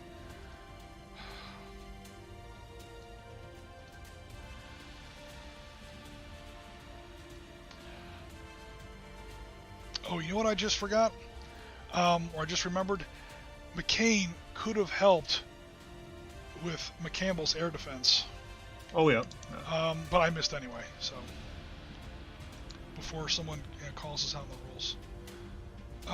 We are more than 12 inches away, so I'm going to have to do this with a medium range missile. Okay, that's fine. So it's still a +3, so it doesn't really matter. +3, however, I'm subtract +3 because I have 3 air defense tokens on there, so that washes out. That gives me an adjusted target of 9 because I have my +2 air defense radar and I have to score an 11. So it's a long shot, but I'm going for it. Do it! Has the dice been going today? 8. I came close. I came real close, but not quite. Alright, so that second harpoon gets a chance now to hit. The chance, however, isn't that great because, again, McCain does not have his fire control radar turned on. Nevertheless, the harpoon itself gets a +3. You need to beat an 11. Basically, you need to roll an 8 up to hit. A 3. So. Alright, so no hit on that one. Now we do our 2 tomahawks.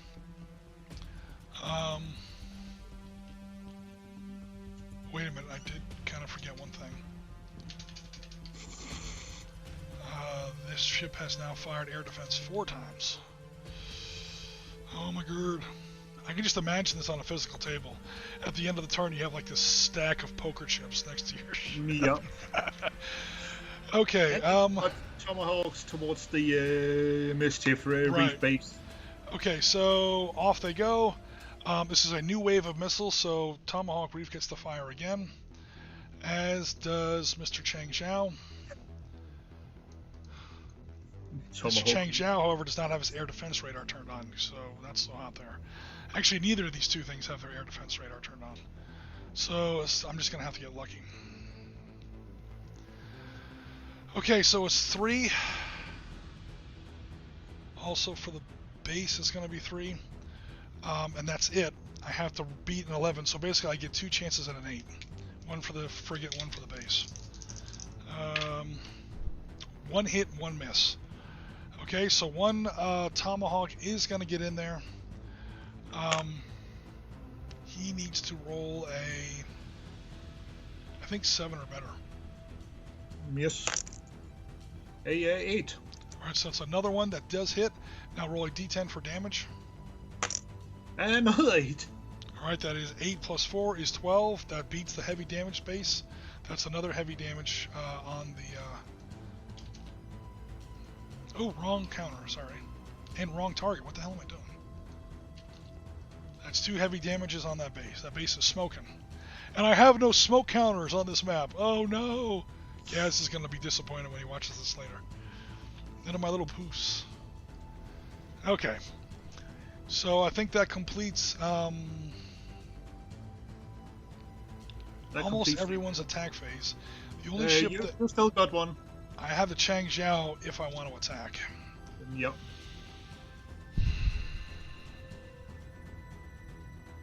You're going to detect her almost automatically anyway. So, what the hell? I'll go ahead and cook her off. Alright. Chang Zhao is going to fire off 2 of her CE-803s as well. Against my better judgment. Okay, cool. So, Mr. McCampbell, air defense check, please. We'll start with a probably long range from McCain. Okay, let's measure that. It may be medium range. Maybe so medium. You draw a line of sight to the center, and then I get this turned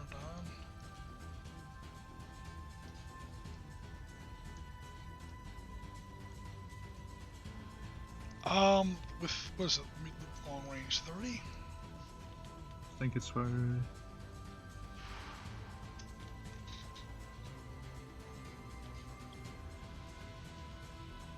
From 12 to 30 is long range. Okay, oh man. Hold on. Alright, so are you ever within 30? If I use center of the dot, there it is. And I get another 6 on here. I'm sure in there somewhere you could get it. Yeah. I'm almost positive. So if I group these together...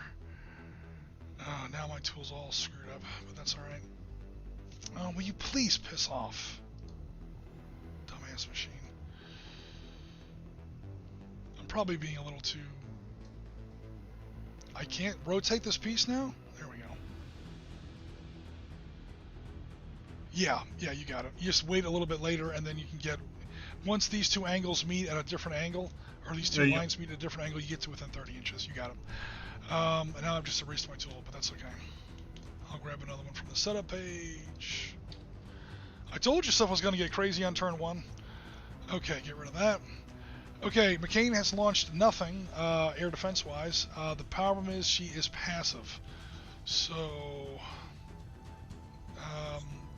no air defense radar, no +3. She gets a +3 for accuracy on medium range with her SM2s. So she has to roll an 8 up on 1d10. At 1. Alright, cool. So, I mean, it's the end of the turn, but normally I would slap an air defense counter on McCain. Yeah. Alright, cool. So now the McCampbell has to defend herself. She has 1 attack. She can. I'm assuming she's choosing short range. Yes. When she has +4. She does have her air defense radar turned on. She starts off with +7. However, she has fired 3 times, so now she's back down to a +4. She has to beat an 11, so she needs a 7 or better. 6. Sweet, so both missiles could hit. Alright. Awesome. We're at the end of the phase anyway, so I won't bother putting on more air defense counters. Okay, so both of these S11s, or I keep calling them S11s, they're C803s, have a +3 to hit. I have to beat an 11. Unfortunately, that ship does not have her active, Chang Zhao does not have her, Chang Zhu, I should say, does not have her air defense radar, or sorry, her fire control radar turned on. So I don't get that +2. It's only the +3 from the missile itself. I basically get 2 chances at an 8. Come on, do it, please! I missed twice. Dude, That's McCampbell is definitely just dodging hands. missiles, man. Oh my god. Alright, so that concludes the fire phase. Finally. And that was a hell of a fire phase. The Americans are definitely winning so far, because the Chinese can't shoot for shit. And that's pretty much because no one's really been damaged yet, so there's no damage control. Well, I'll roll damage control for my base. But before we get to that, let me catch up on Mr. Chat. Oh my god, there's a lot going on in the chat there. Because we've been busy. Yep. So, remember naval combat. Oh, I'm sorry. So James Cutt says, I remember naval combat in the war game Red Dragon, all about the missiles and the CIWS. Yeah, that's one of the most common things you do in this game. If you learn anything when you're learning Naval Command by Rory Crabb, make peace and get really comfortable with the air defense rules, because that's the only armor you have. You are always spotted. You're a ship in the ocean under satellite-controlled skies. There's no hiding. And there's no armor, because if you get hit, you're on fire. The weapons are just too powerful. Armor would be a waste of weight. So modern warships don't even have armor. They pack electronics. You are carrying electronic armor. It's very Star Trek, as opposed to Battlestar Galactica or Star Wars. It's all about your shielding. It's all about your electronics. Damn, Risking is finally going to have some good dice. Well, I was having some good dice. I think they've started to desert me a little bit, Ben. Sorry to say. Piotr says that would be the miracle of the year. I had some awesome dice at the beginning of this game. I rolled like two tens in a row, a bunch of 8s. I needed just one 8 out of those 2 D10s, and I got a 6 and a 3. That's probably one of the best shots I'm going to have in this game, and I just blew it. No worries at all, though. Yeah, we got plenty of BRRTs in the chat from both Ben and James Cuts. Yeah, that's the phalanx doing its work. Today is the day for risking these dice. I certainly hope so. That would be nice. James Cutt says we should finally be getting a new HMS Sheffield, Batch 2, a Type 26 frigate. Awesome. I was wondering maybe if they would retire the name, but I guess they didn't do it. Alright, so we will find out what's going on here. Piotr says, thanks, Ben. It was really interesting, that's for sure, and a great learning experience. Oh, that's because Ben's talking about Chinese Farm. Yeah, yeah, I won't spoil the end for you, Ben, if you haven't finished watching the video, but those 2 videos are up on our YouTube channel. Both sides definitely have advantages and disadvantages, and it's a totally different field than World War II. Yeah, Chinese Farm, Arab-Israeli Wars, it's very different from World War II, for sure. Ben says, yeah, right, just the difference between 1940 and 44 is drastic. This is very true, and Piotr knows this, because Piotr played 1939 in Poland, Panzerleader, and then also 1944 Studianski. And when you're talking, when you go from like 7 TPs, whatever the hell those things were, those little Vickers tanks that Poland had, and German Mark IIs and Mark Is, you go from that paradigm and you jump up to Tigers and Panthers versus JS2s. Yep, it's a whole different war, man. And Panzerleader definitely captures that. Because it's not just the gun, it's the range. Range. I always cry about range. Alright, so let me see if I can reduce any of these heavy damages. Light damage can be mitigated by damage control checks. Oh, never mind. Once you take heavy damage, you take heavy damage. Never mind. Okay. So that completes turn 1. Oh, no it doesn't. We're now going to roll for aircraft. On turn 1, we both have to roll a 6 on a d6 to see if aircraft carriers or nearby air bases bring in ships. Nothing. So, here comes mine. 1, nothing. Alright, no jets are coming in so far. Alright, now we're done. I was closer than you. I rolled a 3. Oh, cool. Well, you said nothing, so I just... Yep. Okay, turn 2.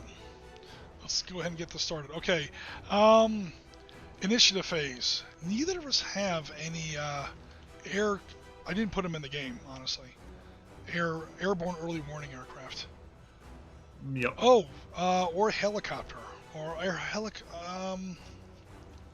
Isn't that a AEW helicopter? They're technically ASWs. Oh no, AEW or ASW. Okay.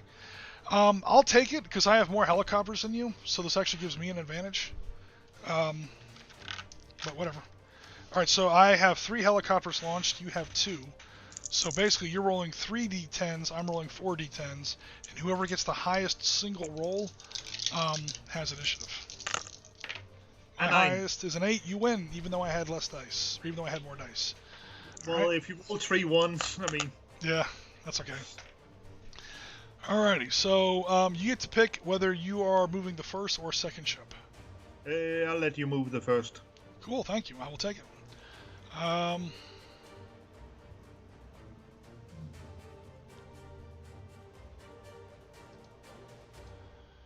Okay, again, we're doing double movement. So I will start off with Mr. Chang Zhao.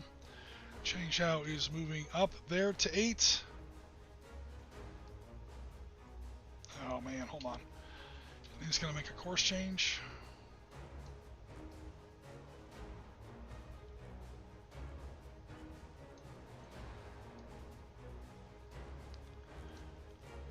Try and defend that base a little bit.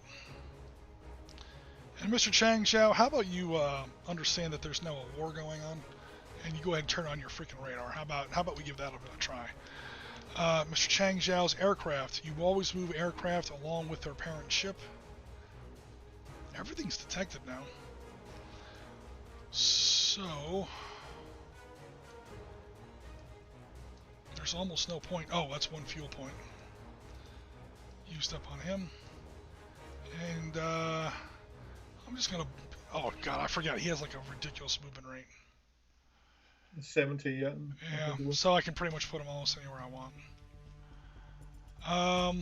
Let me keep him out of range, or at least out of immediate range of McCampbell, so I don't get shot down.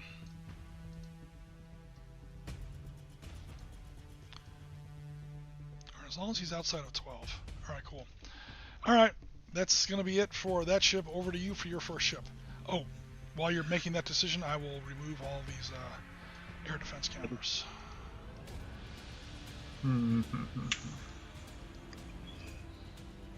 The bases don't really have any offensive weaponry. No, I did not put missiles on the base. Number one, I don't think they carry them in real life, and number two, I didn't want to make the game, the Chinese, more complicated than it would to be. Slaughter everybody because they would be unsinkable ships. Well, technically, 2 heavy damages. You know what? You want to cap it at 2 heavy damages. 2 heavy damages sink a ship. Yeah. So 2 heavy damages, that base is now no longer operational. I can no longer, That's, I think, 4 victory points for you already. Yeah. Let's see. McCampbell will go steady as she goes. Alright, she has a total movement rate of 16. Again, we're playing with double turns. So here's the first 12. Oops. There's the first 12. Again, there's a yellow dot in the center of each ship. Any changes, or is she still going straight forward? Straight forward. Damn the torpedoes. In this case, damn the C-803s. Full steam ahead. She's doing 32 knots straight into the teeth of the dragon there. Nice. Is she still active, or is she turning anything off? She's still active. Okay. That's not really any need for trying to sneak. Okay, and your aircraft, that is your SX-60 right Yeah. here. It'll go up next to the one you got under the Latham. Okay. Yes. Alright, that's a fuel point for him as well. The game doesn't have any fuel mechanics. I just added these 4 boxes on here so that the choppers don't fly around completely indefinitely. The aircraft has to be landed before he runs out of fuel, obviously. He does not have to land on his same ship. If it's emergency landing, he can land on any friendly ship. Ace. Did I make up rules for that? Yeah, I guess the Chinese could land on one of their own bases. Just not this one, because this one's out of commission. Yep. Mischief Reef is on fire. You've blown it back under the water. All that sand we dredged up, you blew it all away, and now it's once again a subterranean reef. All the fish say thank you. Okay, so over to me.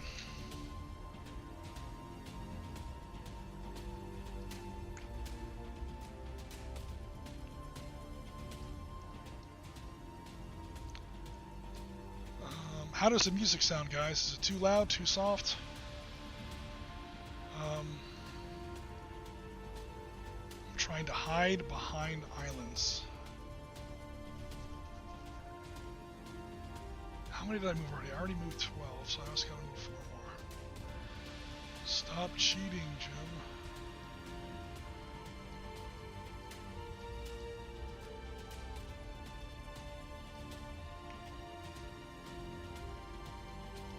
I'll happily take it. It hides me from you as well. Yep. Okay, over to you. You got your helicopter. Oh yeah. Which one was it? Hey, it was this one here. I'll just scare the guys on the CIA boat. The Chinese have reached us. Oh my god. Or no, you've already moved this guy. We're gonna have a helicopter dogfight. Awesome. I'm gonna shoot down your damn bird, man. For no reason. There's no victory points in it. Just, it might be the only thing I can do this game. Okay, and I already declared that I'm active. Awesome. Cool. Over to you for McCain. McCain, yeah. McCain will go active. Okay, and yeah, pretty much everybody's active now. Sweet. And then it'll be 16 inches towards Mischief Reef and the ship down by it. Okay. So heading up, set a course directly for Mischief Reef. Stop him at the 12 there. That's... Okay.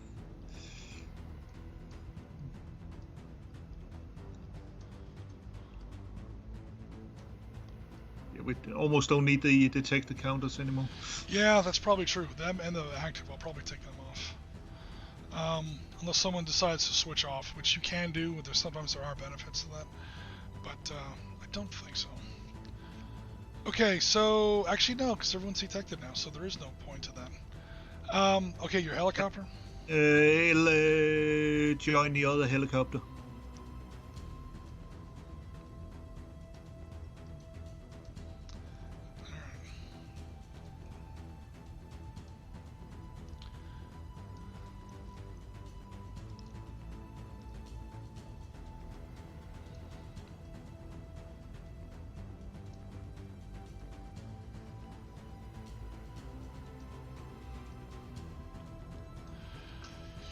Yeah, if everyone's cool with it, I'm just going to go ahead and remove all these detecteds and all these radars, because everyone's everyone's kind of in the same state now.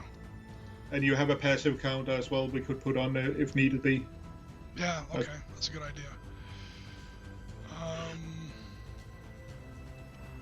Oh, technically the Changzhou is not detected, but I'm sure you're going to detect it. You've got two warships right there that are going to detect it. Yep. So I'm just going to go ahead and assume you're going to detect it. Although technically she's not detected yet. Everyone, just remember that. Yep.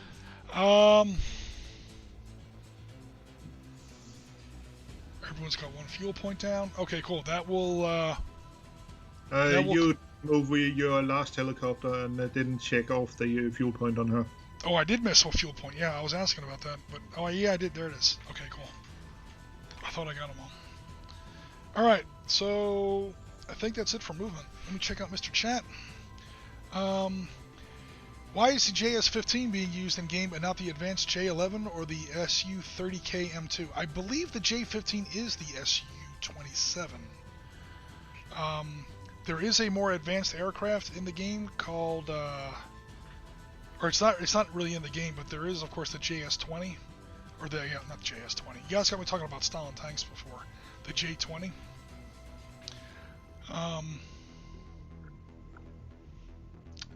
But yeah, that's just the plane I picked. I did give the Chinese more of them, though. I was trying to go for a quantity versus quality kind of a thing here.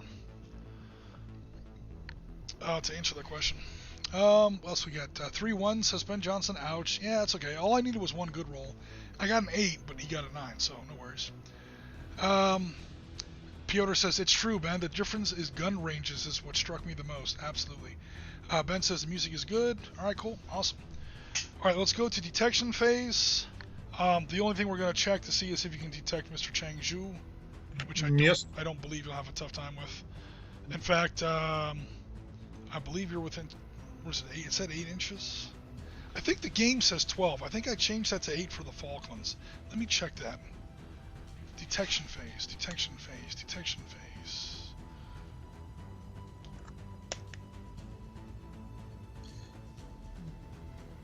And it makes sense for the Falcon, especially... Yeah, because the weather and all that shit. Yeah, and there's some of them being hidden. Hold on. Quick reference sheets at the back of the face. Combat quick reference detection. You know, this rulebook sometimes. I rolled a 9 for the detection anyway. Okay, yeah, you got it. Never mind. Let's just move things along. Yeah, there is a rule in there, but the rule book it's a great game system. The book needs an editor, big time. And I won't beat on the issue, but the book. There may be another edition I don't know about. I may be playing with an older edition rulebook, but the book needs a copy editor, big time. Okay, so now everyone's detected. Okay, fine. So we can go ahead and skip the detection phase for the rest of the game, which brings us right back to the good old attack phase. Mr. Rasmus said I could go first, so I'm going to go ahead and go first.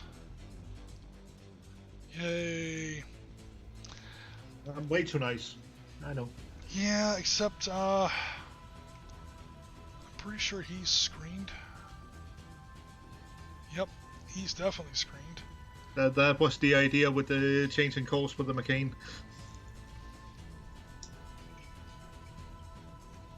I just don't think I want to sink the Latham yet.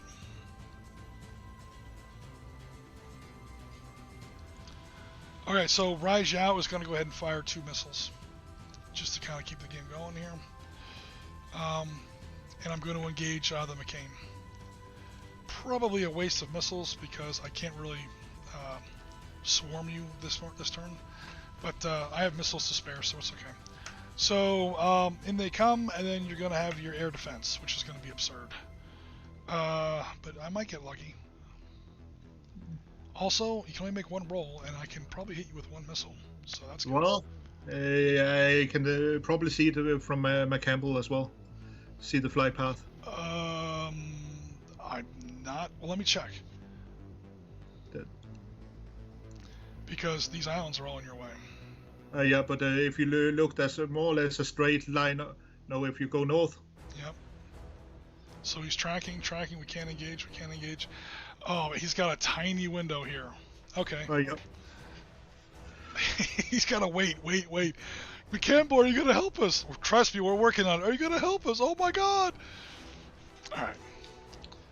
Cool. So we'll start off with Mr. McCain, who is obviously going to be close range, +7. You need to roll a... Oh my God. I think you need to roll a 4 up. That's 7. All right. And then McCampbell is going to have to roll a 5 up because you're at medium range. That's 10. Nice. All right. So that's both of his missiles shot down. I kind of expected that. All right. Cool. No one else is really going to attack him, so I'm not even going to bother putting air defense counters on there. Oh, you could attack from the Chao. Oh yeah, I do have another ship out here. I totally forgot about him. You are literally too nice. Okay, over to you for your attack phase. We'll start with the McCampbell that'll go on the Chen Chao. Okay. Definitely within range, so I will now start rolling my air defense. Yeah, we're talking about 2 harpoons, right? Yeah, and can we see the other bases if there's nothing else to pick up on the mischief?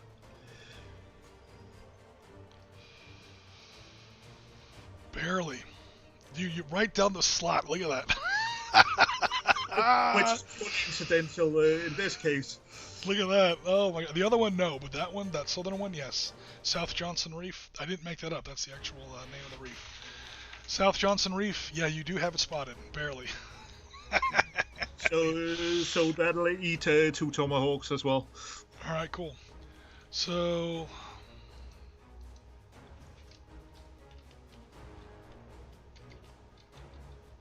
I don't think I got anything for the tomahawks on the McCain once we get to that, but.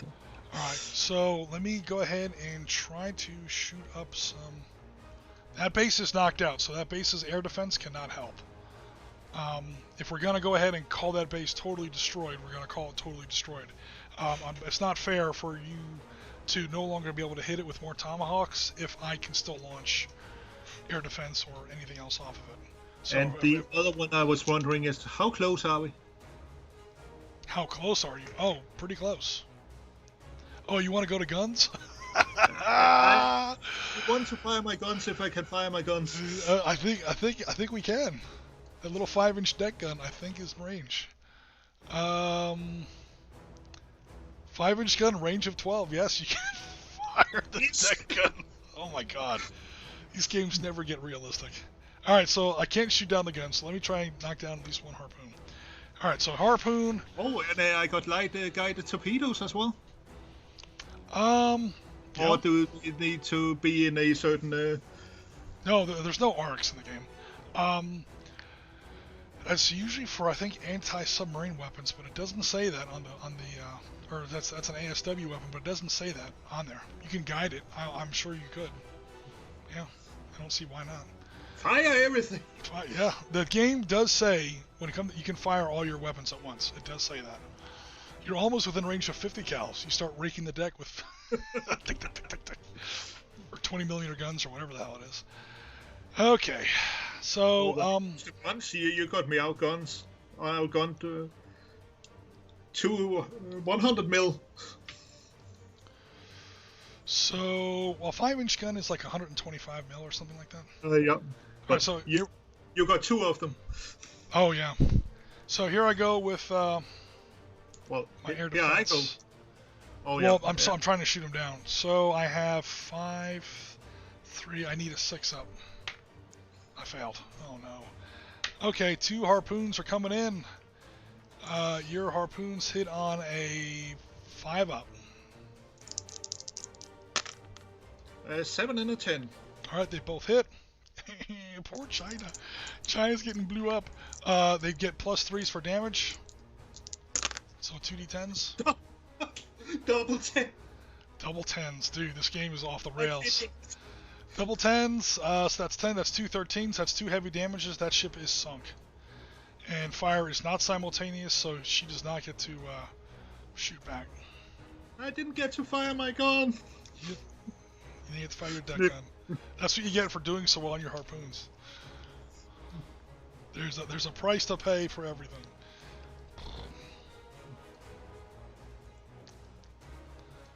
Okay, let's see what else we got going on here. That Chinese Air Force really needs to show up now. Okay, over to me for my attack. I was gonna fire Chang Zhao, but now I don't think I will.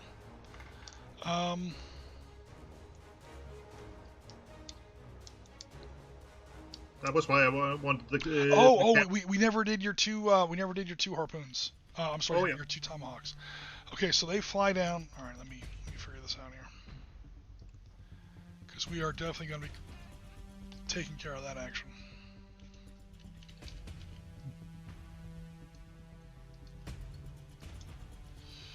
There's a lot of air defense he has to get through. Okay, okay, so Yu Lin gets to roll. I have a 5 and a 3. That becomes I need a 6 up. Same with the Rai Xiao with long range weapons. Different +3s, but it comes out to the same sum. +3, +2 for active air defense radar means 5. I need an 11, so I need 2 chances at a 6 up. 1 from each of my surviving frigates. Oh no. Okay, enough with that. Turn on my webcam. There we go. 2 6-ups, do it. A 7 and a 7. What y'all know about 7? Alright, that's 2 7s. Yep. And then I had 2 more air defense rolls for my 2 bases, so I wasn't too worried about that one. No, but it had to be done. I mean... Oh, totally. Okay, so that is the rest of McCampbell's turn. Now over to me for my turn. I think Rai Zhao has already fired at McCain. Yes. So I can't fire him again. I have no targets unless I want to blow up the Latham, which I don't yet. I think that's going to be it. Over to you for the McCain. The helicopters, can they engage Richard? We have no submarines on the table, so... Okay, so they are anti-submarines. Yeah, they say light ASW torpedo. Yeah. So in that case, the McCain will fire 2 harpoons at Richard. Cool. So Rajao gets 2 chances. Now I've already taken 1 air defense roll. Rajao has 2 chances to hit. I need a 7. Oh, I'm sorry, 1 chance. At a 7. Also, Yulin gets a chance at a 7. So basically I need 2 7s. I should have had those bases defend themselves first. I just realized that. I'm still in the phase of the game, guys, where you're learning the rules. You haven't really learned how to make the rules work for you. So again, I barely have my hand on the rules, much less on the tactics. So for now, I just have 2 chances at a 7, and I missed them both. Oh no, I just lost another frigate. Well, let's see.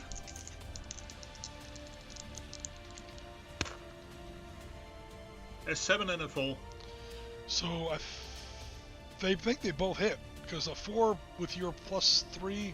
No, these aren't tomahawks. These are harpoons. 3 and 3. You needed a 5-up. So I think 1 missile missed. 1 hit, 1 miss, yep. Alright, cool. So the one that hit, roll a d10, add 3 to the result for the harpoon's damage rating. That'll be a 8. 8 plus 3 is 11? Yes. Alright, so that's heavy damage on the Rajao.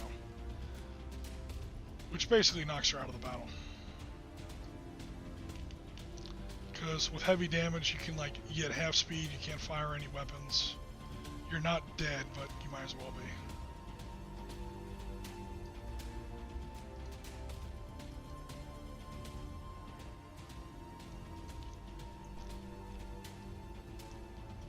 That liver reef really saved my bacon there. Well, I'm not going for your fleet, I'm going for the Latham. Yeah. Well, I was. I don't know if it's going to happen now. Alright, I think that completes combat phase. Oh no, we gotta see what these helicopters do. Oh god, we have a helicopter dogfight full of Seahawks and Dauphin. That makes no sense. But they do have a dogfight check. It's terrible, but they do have one. Okay, so we have dogfight rules. Winds, weather, okay.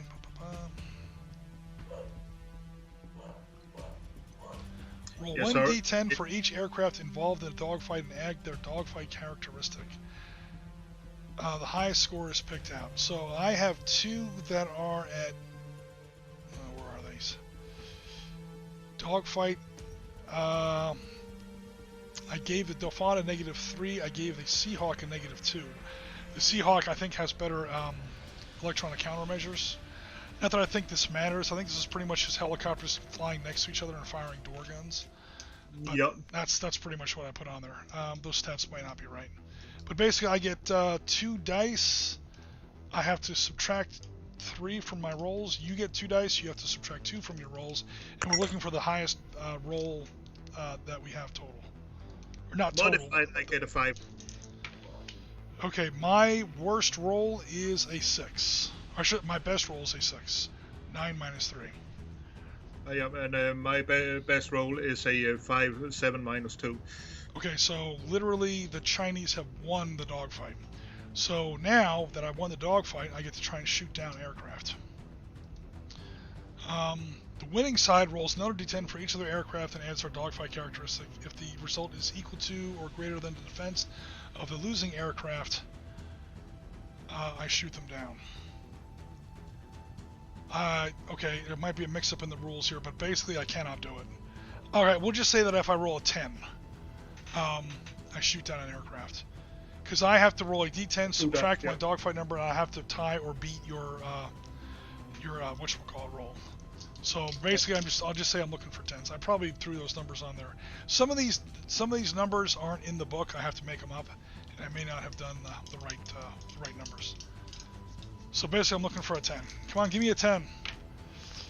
8 and a 9. One Seahawk is smoking. I would almost say you shoot it down on the 9, but no, I really, yeah, it's not really meant to be doing this. Now it does say that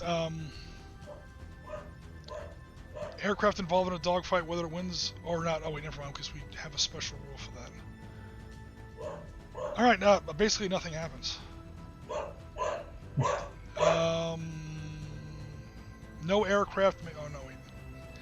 If an aircraft is in a dogfight and survives, it does not have to return to base. So I did change that rule. All right, so that's it for that, and now we're done with the combat phase. There is no damage control phase because there's no light damage. I just can't beat these dice. But that's cool. All right, so that will conclude the turn. Now it's time to roll for some aircraft.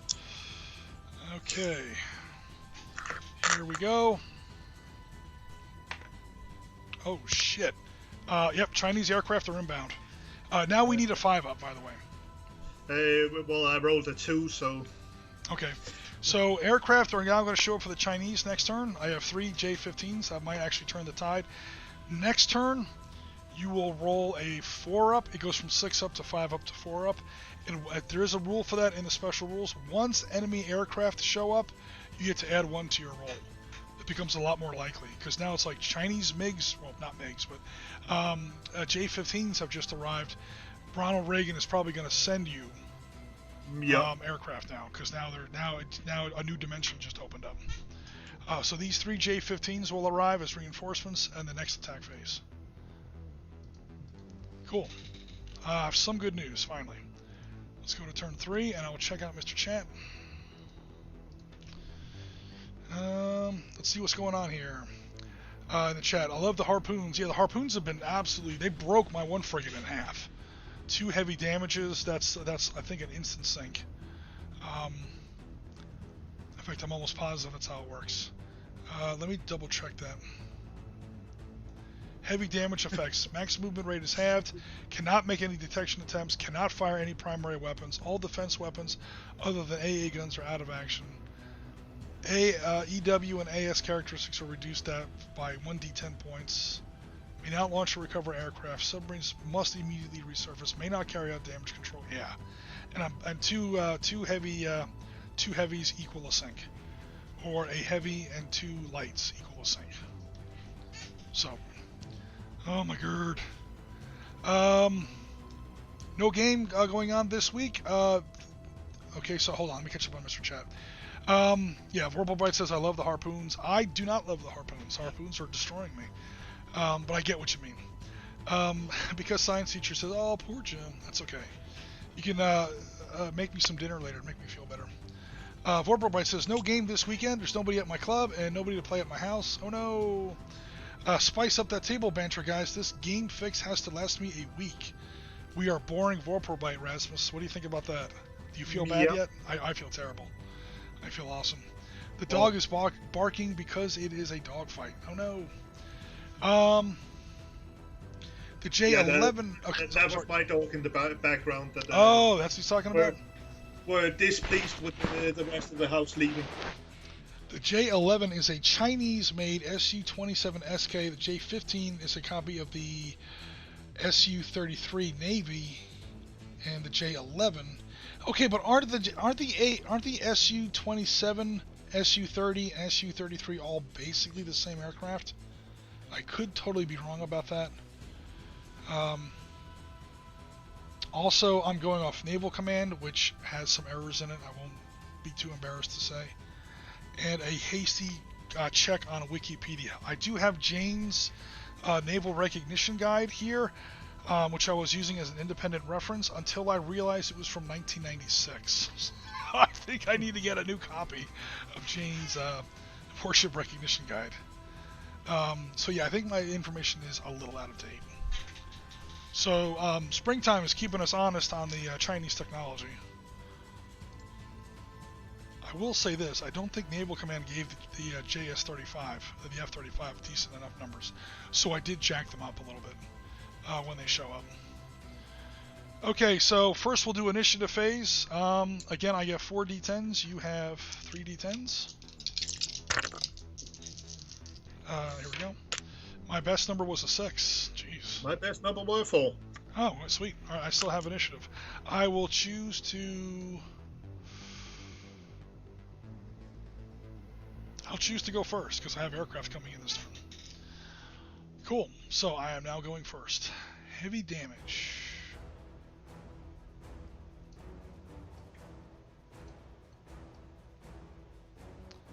I am within 8 inches. Here we're doing double speed. So my normal speed is 16. My half speed, because I'm at heavy damage, is now 8. Clunk. She is now close abeam. Alright. So I finally, hopefully, get some victory points. Tsunami.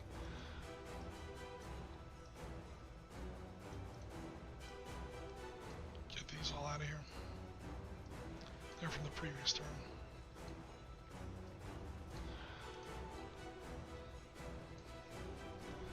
Okay, over to you for your movement. McCampbell, steady as she goes until she gets south of the reef. Actually, put it a bit more northerly. We'll clip the reef as closely as I can.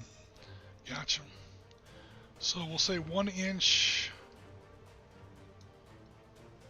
to get to 12, and then that's going to be a total of 13 inches. Well, no, you said, okay, that's going to be a total of 8 inches so far. You've now cleared the reef. And then 8 inches straight towards the Latham.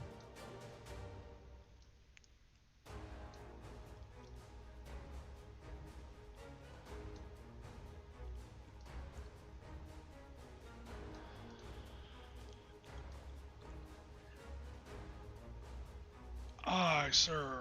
North-northwest. Or actually west-northwest. Alright. He almost just collided with this Chinese ship. Yep. Oh, man. It's going crazy. He just wants to use that 5-inch gun, guys. Let's not...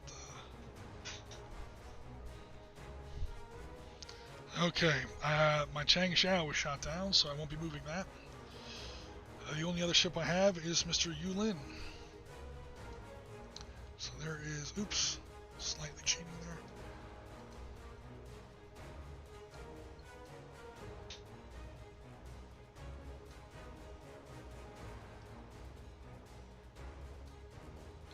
How many victory points do I get for shooting down the Latham? None. You have to try and protect the Latham. Oh, I get 3. I get 3 if I sink her. I get 5 if I capture her. If you prevent me from doing that, I just don't get those points. It was meant as a joke. No, but there's no. But to your point, there's no American victory points for saving the Latham. It's just I don't get those points. And you need to move the flag up to the Yulin. Oh yeah. She moves so fast, her flag flew off. Go back and get it. There's like one Chinese guy on a rowboat going back there to pick her. Not a rowboat. He's got an outboard engine on there. Okay, over to Mr. John McCain. John McCain will swing directly west and go 16 directly Hard west. to starboard!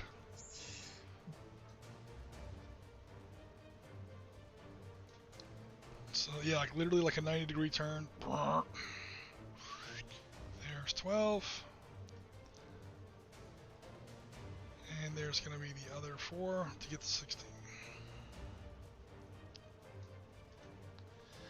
And we're trying to make this a little bit more of an exciting stream, so that's why we're playing with double movement rates. We're not playing with double fire rates. Basically, we're taking half-hour turns. And this is just for people in the chat. We already talked about this once, but in case anyone has joined the chat, we're not playing with double fire orders because this is not like a ongoing war. So every single pull of the trigger is like you have to call the Joint Chiefs and get permission. The Chinese are calling Beijing. You know, everyone's being very, very careful. Nobody wanted to escalate. Well, you already sank one frigate and blew up one Chinese base, so I mean, So, escalate more than yeah. I believe we're done with movement phase. Oh no, we never moved our aircraft. Oh no. I had to move my first aircraft. I forgot to do that. Right, my first aircraft, just for cinematic value, is going to head over and hover over the Latham. The Latham has suddenly become a very popular spot. Okay, your first aircraft? It'll actually we put it next to the McCain.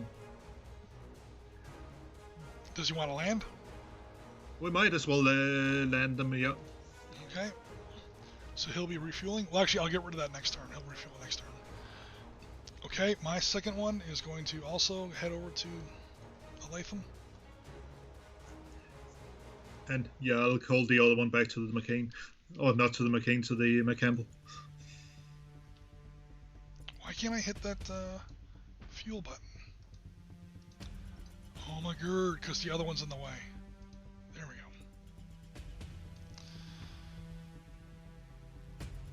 Alright, so technically he flies there and then he lands, and then at the end for the next turn he'll spend his turn refueling.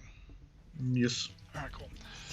I then have a third aircraft who basically has a speed of 30 inches. No, 35 times 2 is 70. That's your CNN shot right there. 2 Chinese frigates and 3 helicopter carriers. CIA denies all involvement. We have no idea who put that communication gear aboard the SS Latham. Actually, the real CNN shot is the Changzhou sinking. Yeah. The base being blown up. Okay, so yeah, that's when you get that that CNN that cam footage. The crosshairs just coming in on the building, and then it goes to static. Okay, so that's it for movement. We now go to attack phase. Right? Have I missed anything on movement? Going once, going twice? We're all good on movement. Yay! Attack phase! Now, darkness, the tables have turned. Here come my JS-15s. And I can't rotate them because I have those little things in there, so, okay. Aircraft don't really have a facing in this game anyway. So they're all going for the Latham. Okay, great. Not.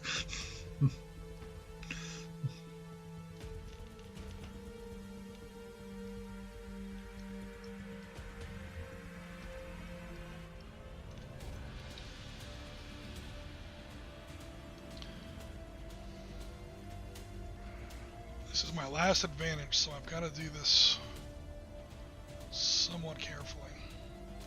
So there's 12. There goes 18. That's a total of 30. Staying outside of 30 inches.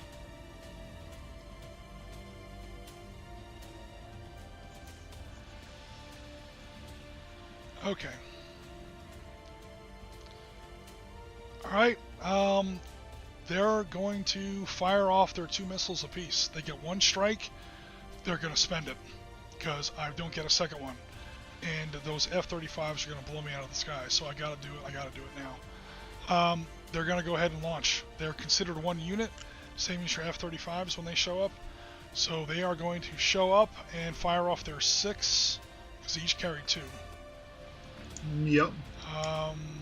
Missiles.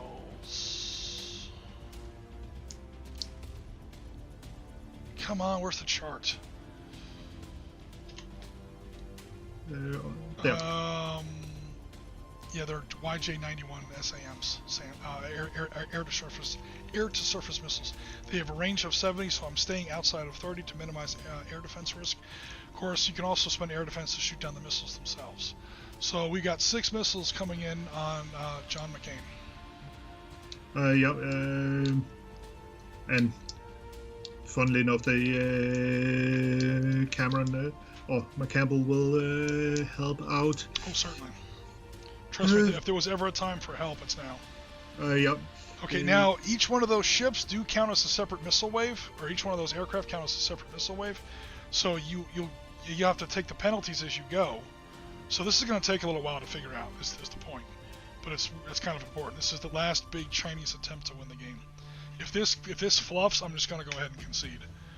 To be honest. So let's see. The McCampbell, can that shoot at the planes? Either one can shoot at the planes if they want. Yeah, but you're going to have to do it at long range. Yep. So are you going to shoot at the planes or are you going to shoot at the missiles? We'll start with the McCain itself. It'll shoot at each wave of missiles. Okay, cool. So that's going to be... Okay, we'll do each in turn because that penalty accumulates as we go. We don't do it all at once. That would be unfair to you. Get rid of these because we know what's happening. Alright, so... the first one comes in at full value. You have +3 air defense, +4, so 7. You have to beat an 11 because those YJ-91s have an 11 as well. So you have to get a 4 up, I believe. Yeah, 6. Okay, so that's 1 missile. Here, let me turn my camera on. That is 1 missile shot down, and that is 1 mark on the John McCain. Okay, now we have that 2 missiles accounted for. 1 shot down, 1 that's probably going to hit, unless McCampbell wants to engage that second missile. I will engage it with McCampbell. We won't try to shoot down the airplanes. We'll play it safe. American lives on the line. You gotta save those American boys. Exactly. Right. So I think he might be within close range. Maybe. Actually, no, he won't be. He has to roll a 3 + 3 is 6. He needs a 5 up. Hey, he fluffs that one on a 1. Okay, cool. So that is, I'm going to get 2 1 dice missile. here. Hold on, guys. Mr. Alright, so that's 1 missile shot down, 1 missile hit. Reds are hits, blues are misses. Okay, cool. Second wave of missiles comes in. Alright, Mr. McCain now needs a 5 up. A 6. Boom. Okay, so that is 2. And McCampbell needs a 6 up. A 5. Missed. So that missile's going to hit. Alright. Last one. Cool. Needed a 4, need a 5, need a 6. So McCain now needs a 6 up to hit. A 8. Okay, that is another one successfully defended against. And that means that McCampbell at 5, 6 needs a 7 up. A 7. Okay, did do it. So that is another one shot down. Alright, so that is 2 missiles that have hits. Or that could potentially hit. Okay. They are going to hit, I think, on a 7 up. Because they don't have air search radar of their own. Cool. Oh no. Come on, do it. Please, please, please. Give me at least 1. God damn it, I missed twice again. My mighty fighter fleet didn't do squat. Alright, if nothing else... Well, they took a lot of AA counters on my guys. Yeah, but one of my frigates is sinking. The other frigate can't fire his weapons. I've got Yu Lin, who can fire 2 missiles. I might get lucky still. I want to at least damage 1 American destroyer. God damn. Okay, so that's it for my first attack. Over to your first attack. And we'll take the John McCain and it'll fire everything it got on the one that's almost docked with the Latham. Okay, so that will be. We're starting to run a little low on harpoons. This is harpoons 5 and 6 out of 8. Yep. These are like harpoon strikes. Obviously, these ships carry more than 8 harpoons. This is just how he designed the game. Salvos. Yeah. So here comes some harpoons. Okay, air defense wise. Oof. The only weapons that he can fire himself are his small weapons. He cannot fire. So let's go back to the chart and all defensive weapons other than AA guns are put out of action. So when he says AA guns, he's talking about these anti-aircraft guns. He's not talking about my CIWS.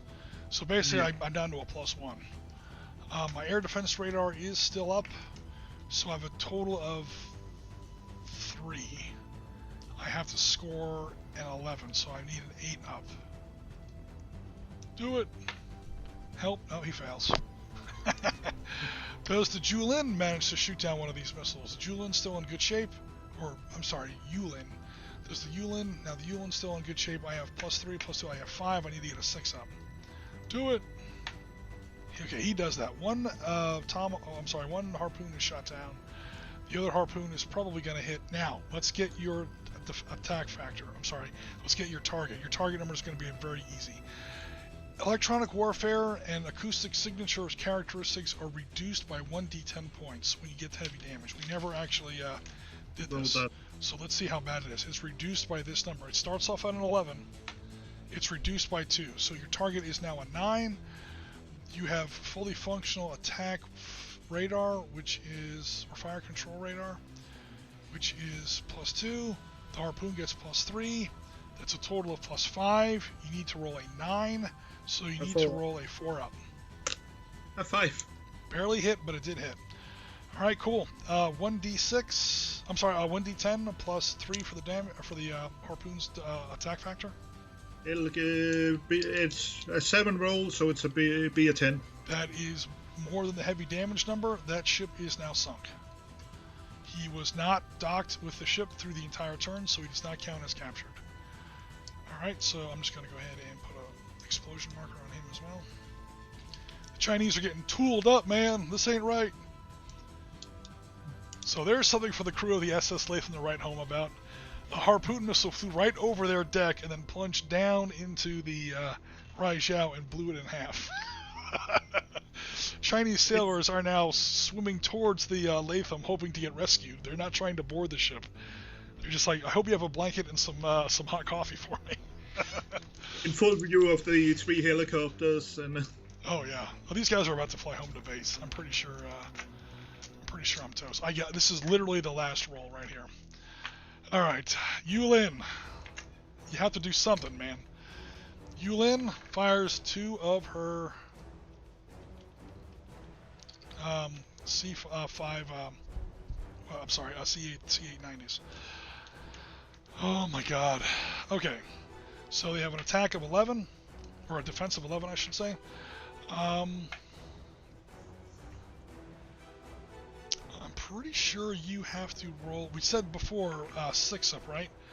Yep. So now you have to roll a 7 up for McCain. Hey, 10. Okay, that's 1 shot down, and now McCampbell has to roll a. It was a 7 up, so an 8 up. Now goes to an 8 up, yeah. A 7. All right, so that's a miss. All right. Once again, I have to score. Now, he has radar, so it goes from 2 + 3 is 5. I have to roll a 6 up. This is it, folks. This is my last chance to do any damage. 6 up. I missed. All right, guys. I have put... How many missiles has the McCampbell and the McCain dodged now? 2 last turn, 1 this turn. And then before that, the McCampbell dodged 3. I've missed like 7 missile shots.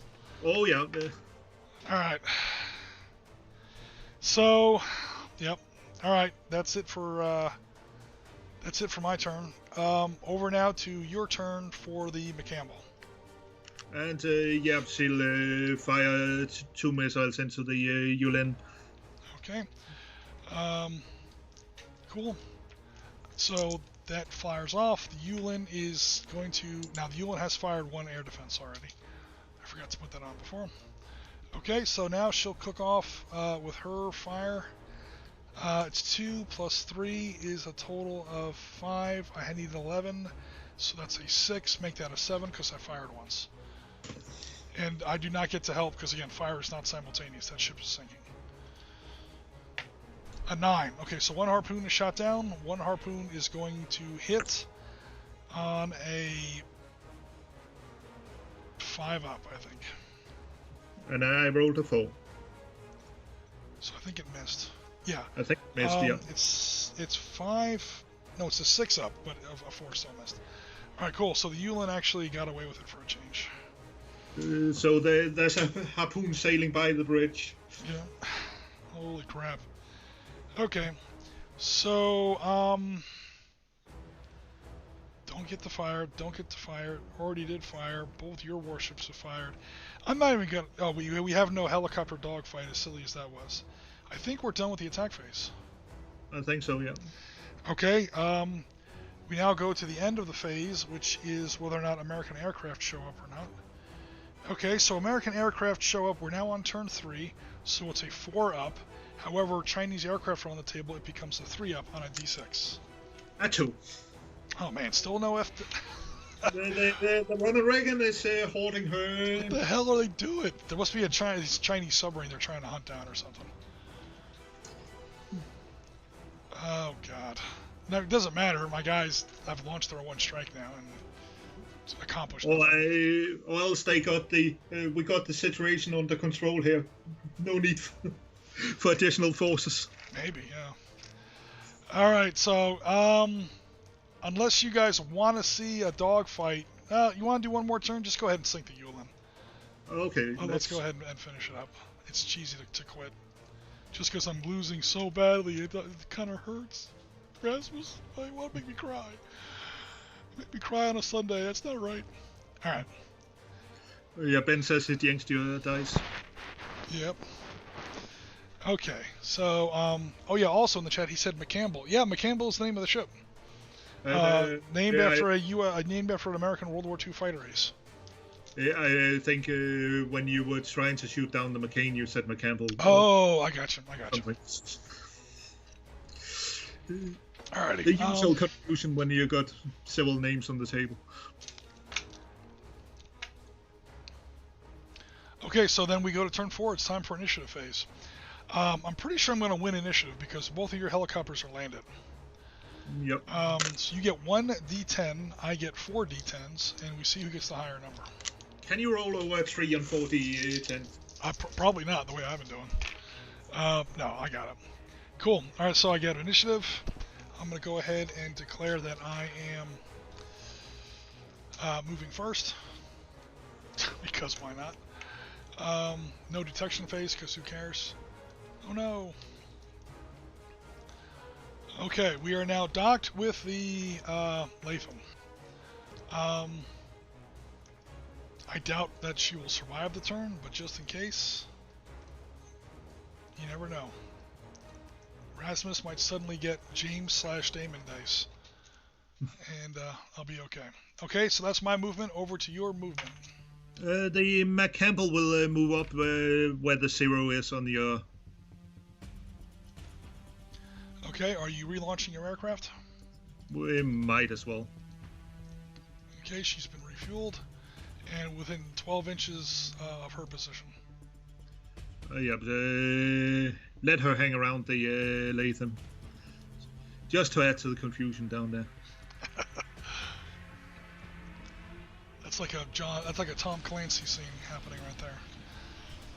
Okay, I don't think I have any other, because technically these are, well, they show up in the strike phase. They can't really do anything. But just, go in and you know dogfight the helicopter. They can shoot down helicopters, yeah. They may do that. Tell you what, I'll put 2 out here on combat air patrol. for when those F-35s eventually show up, and I'll put one to shoot down a helicopter. I'll do something, damn it. Okay. Okay, over to your, oops, move this up here. And John McCain will use old-fashioned naval tactics and cross the T on the Yulin. That's easy to do. He just wants to be able to tell the captain of the McCain just wants to be able to tell his grandkids that he did that. Yep. I crossed the T on a Chinese frigate. Don't tell me I didn't do it, because I totally did it. We got the CNN footage to prove it. This means that I'm going to get my own statue at Annapolis. Back in the 21st century, are you going to launch that SH-60? We might as well. Since you're going to shoot down one of them, I might as well have two in the air. Alright. Cool. So that's going to be it for movement, I believe. The hell with detection phase, because hello, we're all like well within automatic detection range now. Yes, I drew this nice big map. It's got like, you know, seriously, in all seriousness, it's got 108 times 96, 10,000 square miles of the Pacific, and we all wind up in this little, this tiny little spot of just carnage. Oh no. Okay, over now to the combat phase. I go first. Mr. Yulin. For whatever good it's gonna do. Oh, you know what? Yeah, Mr. Yulin is gonna fire both of his missiles again. He's now starting to run out of missiles as well. Okay, so he fires off his 2 missiles at the McCampbell. So we'll see what happens. Mr. McCampbell, you need to roll 4-ups.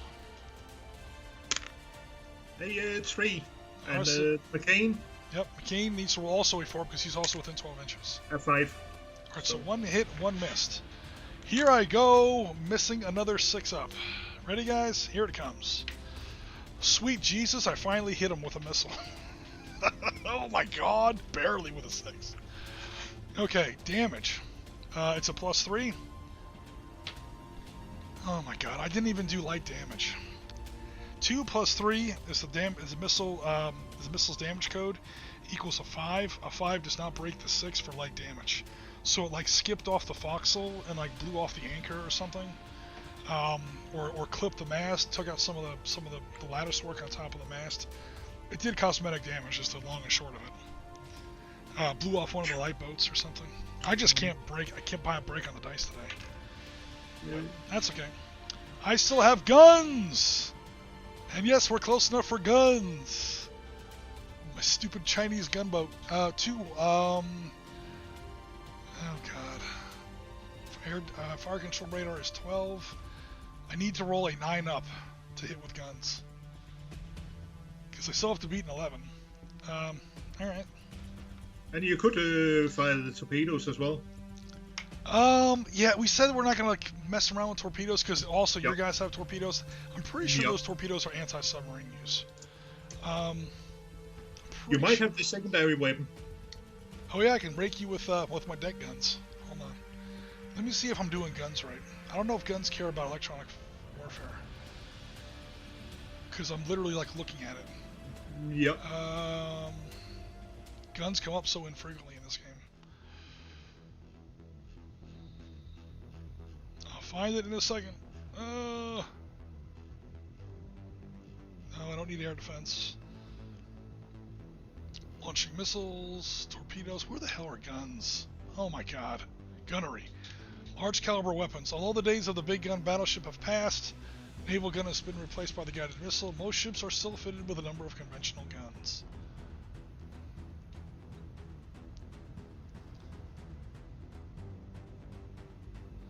If the vessel has active radar, it uses its fire control radar. Yep. Oh, yep, it's shown on the table below. Okay, cool. It doesn't matter about electronic hitting with gunnery. There's a table for it right here. Okay, so you're a destroyer. I need a 6-up. I get a +2 with my radar eyes. So that means I need a 4-up. I get 2 dice because my rate of fire is 2. I have 2 guns. Yep. So 2 chances at a 4-up. That's a 1 hit and a 1 miss. Alright. Now, damage. That would be something fun in taking damage with the guns. Damage is +0. Well, it's a small gun. It's only a 100mm gun. And I have to roll either a 6 or a 9. That's this number here. Yep. Okay, cool. So here comes... I need to change out my dice, man. Alright, here comes some gunnery. I can't win with the dice. Secondary guns, damn it. The little 50 cal. Range of 6. I think I'm within 6. Damage -3. Oh, God. Alright, I need a 4-up with secondary guns. I got it with a 4. I have to roll a d10. I roll a 2. -3 equals -1. That's not a 6. So, no, my 50 cal did no damage either. Oh, Chinese. Alright, that's it. Yulin has literally fired everything she can, and it scored absolutely nothing. And the McCain will cross the T and open fire with first her guns, and then... oh, she got to start with guns first? Okay, I think she's got 1 gun. I think she also has secondary weapons, but you're not going to damage with secondary weapons.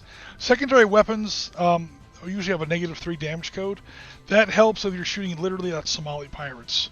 Because Somali pirates, stuff like that, their damage numbers are like 3 and 5 or something. But anyway, for now we're going to start with the deck gun. That is 1 5-inch gun. You need to hit a frigate that is a 7-up. You have attack radar of 2, so you need a 5-up. Hey, 4. Missed with the guns. So he missed even if he crossed the T. Yep. Are you going to go with missiles? Yep. His last 2 harpoons. He is now bingo harpoons. Okay. So, hey, you never know. I might get lucky. Go ahead and launch. Harpoons, which in Denmark is known for having destroyed a recreational... Is that another NATO screw-up? Yeah. They managed to shoot up, blow up some recreational houses with nobody in it, but... That's good news. Not like that that E6 electronic warfare aircraft in Italy, I think it was back in the 80s or 90s, accidentally clipped the wire of a ski resort lift, killed a bunch of people on that one. This one didn't kill anybody, but yeah, it was a big scandal, and the guy doing the maintenance on the ship they tried to blame him, but it was a system fault. The Navy likes doing that. They like throwing people under the bus. When the USS Iowa's B turret blew up, they tried to go after the guy. Also because of all kinds of personal issues, i.e. he was gay. And this is back in the 90s when that wasn't acceptable. But that didn't work. Also, he was dead. He died in the explosion. They tried to blame a dead man because they figured he couldn't fight back. I don't know. Sometimes the Navy's a little weird about that. Yep. Alright, so McCain's got 2 harpoons in the air, her last 2 harpoons. Coming at Mr. Yulin, I need I'm trying to memorize these so I can go faster. 2 plus 2, no, it's 3 plus 2 is 5. I need a 6-up, but I only get 1 roll. Come on and do it, man. Pretty please. 5, I missed. Gee. I used up all my luck on those first 3 or 4 rolls, and now it's just death. Alright, so 2 harpoons are going to hit, probably on a 6-up. A 4 and a 5. Oh, sweet. That's it for McCain. Now McCain's going to have to sink me with guns. Okay, McCampbell. McCampbell will fire the gun. Okay. 7 plus 3, I think you need a 4-up. No, a 7 plus 2, you need a 5-up. Oh, it's a 5. Alright, cool, that's a hit. It's a straight-out D10 with no modifiers, so you need to roll at least a 6 to do anything. A 4, so nothing. Alright, your last 2 harpoons? Yes. Last 2 harpoons are now launched. Okay, cool. I have to roll a 7 up because I've now fired air defense once. Oh my god. I'm glad these rolls are on camera, so everyone knows. Everyone can commiserate with me. Alright, 2 harpoons coming in hot. They hit on 6 ups. 2 8s. Alright, so that is 2d6, 2d10s for damage. A 10 and a 5. Okay, a 10 becomes a 13. That's a heavy damage. A 5 becomes an 8. That is not a 9. So that is a heavy damage and a light damage.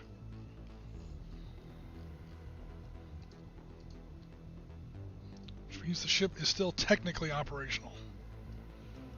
So that means that you technically get the Technically, well, yeah. It also means I actually get a damage mechanic, a damage control check, which is fun to at least try out the mechanics at once. Okay, so now we do. I think we're done with attack phase. Oh no, you have. Yeah, because you fired the gun and missed. Okay, cool. Oh no, we're not. I'm gonna try and shoot down a helicopter for no points. All right, dogfight for a helicopter is -2.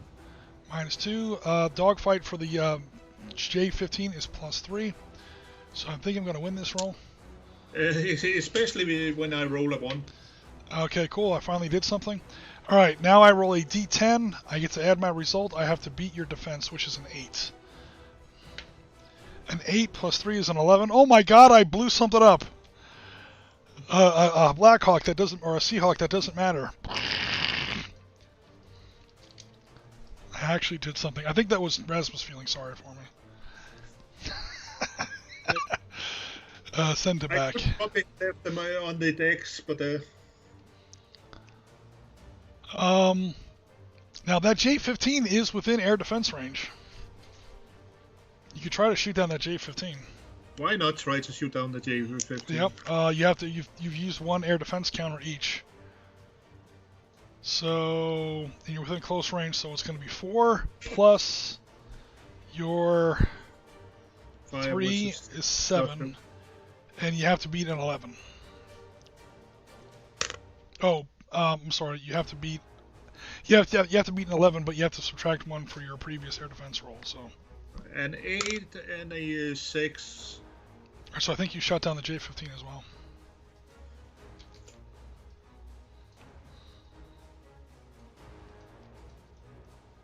Just to add to the carnage. Okay, now I'll try to make that damage control check. Light damage can be mitigated by damage control checks. 1d10 per ship, 7 plus removes the effect and remove the effect caused by the light damage. Okay, so let me try to get rid of that. 7 plus 8. He repaired the ship a little bit. So before that happened, I was taking damage on this chart. I rolled a 9. Primary weapon was knocked out, but he fixed it. Randomly determined weapon system is out of action for the rest of the game. Sweet. So it was almost heavy damage. I'll take it.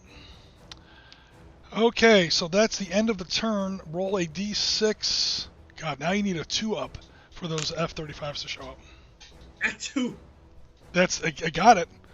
So, I mean, you tied the roll, so you made it. On turn 5, the F-35s do show up. Okay, insert. No, can't move or copy. And it's now the end of the turn, which means that we've now technically captured at least a couple people of the SS Latham and recorded some documents. We radio back to one of our bases, so we get 5 points for that. Yep. It doesn't matter. You've gotten 6 points for sinking 2 frigates. You got a heavy damage. That's another 2 points. You've shot down a jet. That's 1 point. Yeah, you're totally winning the game. But at least now it's not completely one-sided. Okay, so. Oh my god, there's so much carnage going on around here.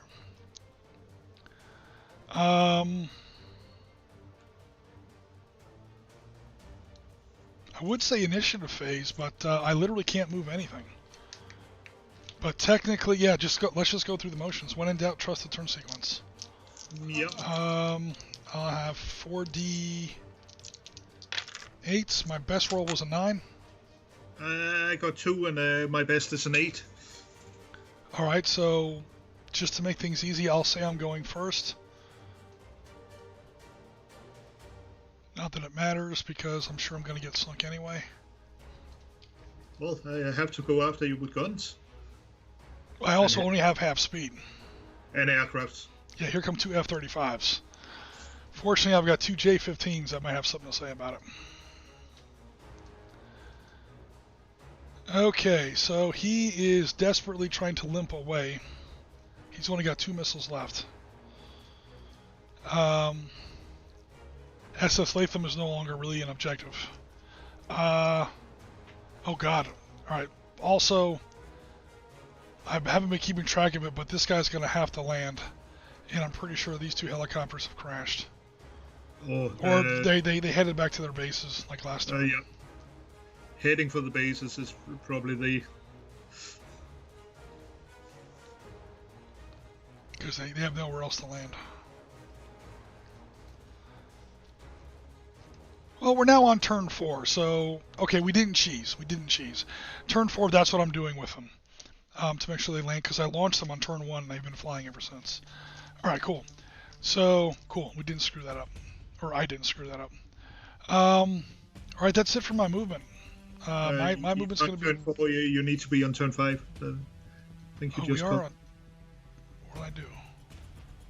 Oh, your movement, or your ship, actually didn't move. What the hell happened? Not sure, but... Was I on the wrong turn? I was on the... No? Did I hit Control 5? Oh, wait. No? What the deuce just happened? I think you managed to remove that one when you put the helicopters back to the starting point. Did I delete a tab by mistake? We're now starting turn 5, right? Yep. I must have either deleted the tab or... It's not hidden, is it? Nope, nothing's hidden. I must have either deleted the tab or hit Control Z or something. I think you did Control C once too many times to put the helicopters back in the position about the SS Latham. It just went to turn 6, which means there's a turn 5 somewhere. There it is. God bless. It's just in the wrong place. Excel.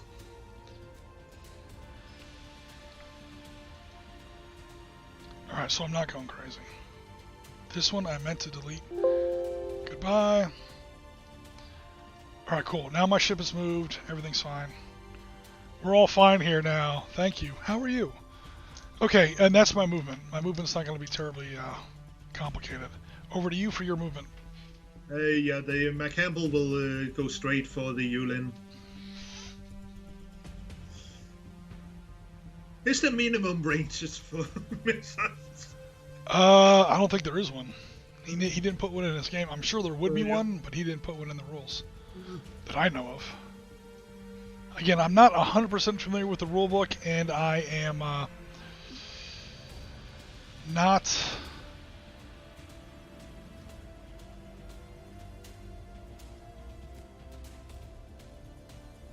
Actually, these guys are in combat air patrol. They'll just intercept whenever the F-35 show up. Or they'll try to. Okay, what's John McCain doing? Well, he'll go forward. Yeah, thereabouts. That looks right. Yeah, it's just 5-inch gun time, man. Yep. Okay, now we begin the strike phase. I decided I was going first, for better or for worse, so I will now have to go first. I will now fire my last 2 missiles in a desperate attempt to do something. Needless to say, Mr. McCampbell, I'll fire him at McCain, so McCain defending himself has to roll 4-ups, or a 4-up. And a 4-up from McCampbell. Yep, because they're both within 12 inches. True. One will go through. Oh, sweet. Here I go, missing again. All I need is a 6, man. How many missiles have I missed with, guys? How many missiles have I missed with? Oh my god, I actually missed. I actually hit. Now let's see if I actually do any damage. This plus 3. 5 plus 8 is light damage. Oh my god, I actually did something. And of course I deleted my 1 light damage marker. It's okay, I'll go to a previous turn. Dear god, I finally did something. Alright, that's light damage on the McCain. We'll roll a D... Or actually, you should roll a D10, and we'll see what happens on this table. A 6. 6 is flight deck out of action. While launching a recovery of aircraft can be carried out for the rest of the game. That's until you make your damage control check. Yep. Because you can repair light damage, you can't repair heavy damage. All right, can you try to do the repair more than once for light damage, or? It doesn't, not in the same turn, but there's no like light damage 1, 2, or 3. There's no way to tell the difference between. Yep. So I'm pretty sure you can. Okay, so now Mr. Repair cruise. Yeah, Mr. Yulin is now going to go ahead and fire her 2 guns. A destroyer, I think we said, was 6. My radar is still working. No! What am I doing? None of that happened. My guy took heavy damage. Oh. I cannot fire any primary weapons. That didn't happen. Apologies. Never mind. I didn't do that. And I can't fire guns. The only thing I can fire is small weapons. So, yeah. Small weapons. I did hit. Now I just have to roll a 9 minus 3 equals 6. It did happen. I knocked out the flight deck with the stupid machine guns. There was a can of gas laying there on the flight deck. I set it on fire. That's even better. Something stupid. Basically, someone just put manual control on that phalanx, that Chinese phalanx, and just raked the flight deck. And didn't blow up the helicopter because it was launched, but I did something. I blew up the crane. That who knows? Yep.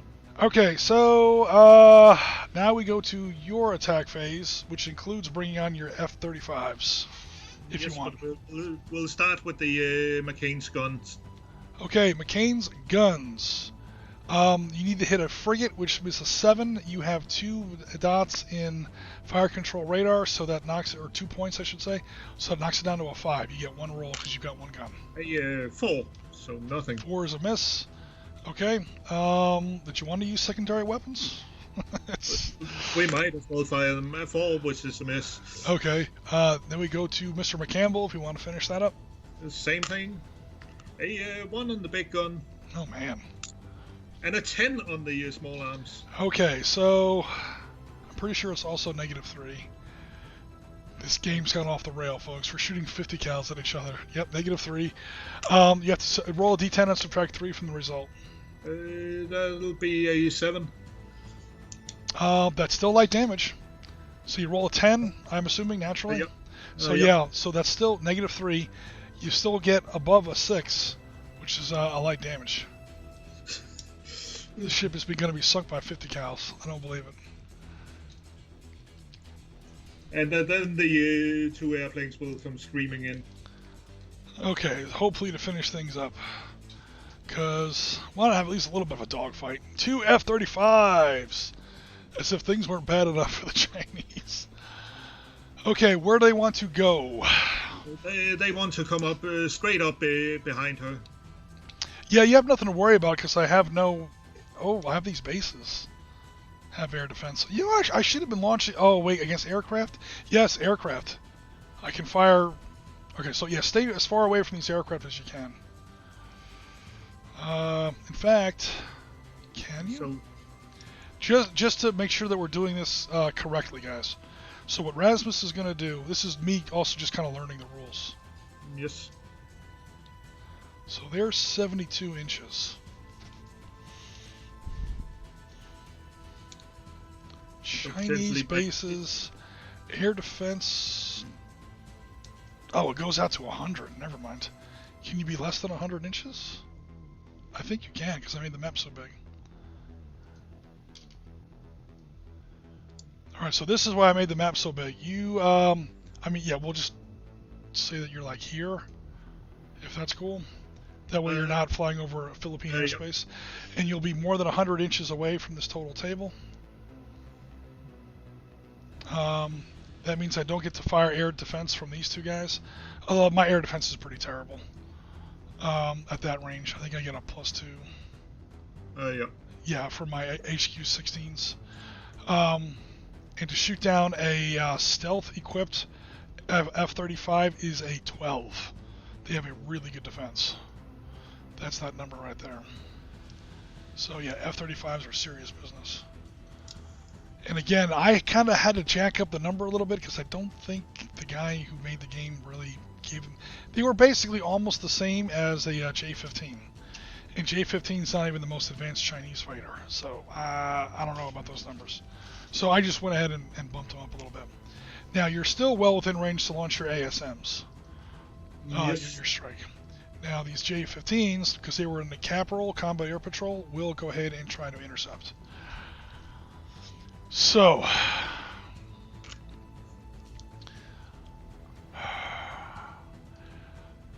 the question is, do both F-35s want to try? At least one F-35 has to engage. Do both F-35s want to engage? If they do, they will not be able to fire ASMs this turn. Or do they want to engage? Engage the jets or engage the frigate? Engage the jets. Okay, cool. So they'll both engage. So we're on a 2-on-2 dogfight. No worries. All right. The frigate are just running at the moment.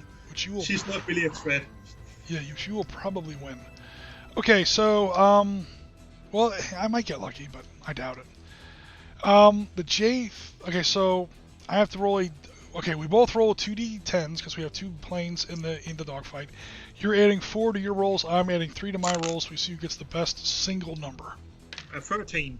I have a 13. It's a tie. Oh god, it didn't tell us what happened if there's a tie.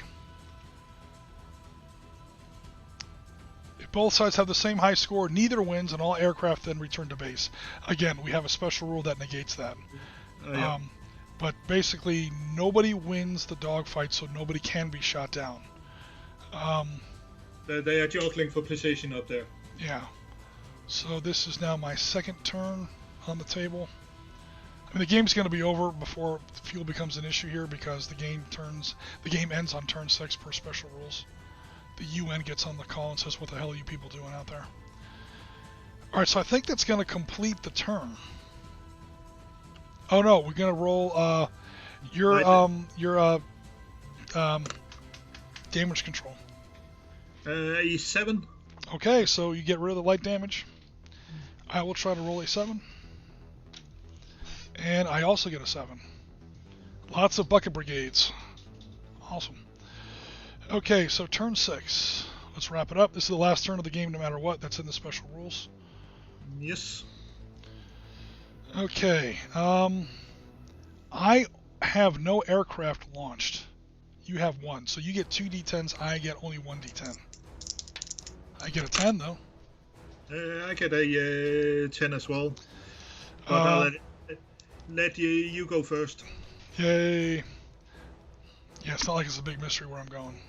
Yeah. And it's not like it's a big mystery what I'll do, but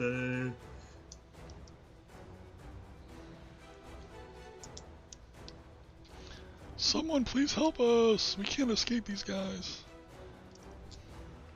Although technically if I survive this turn, he survives. Because we get a ceasefire order from the United Nations.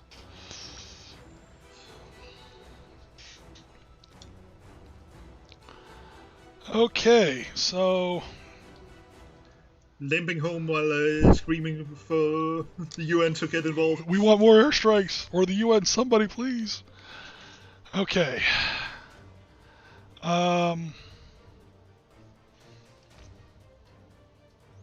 Also, if we wanted to... oh no, they're still blocked by these islands.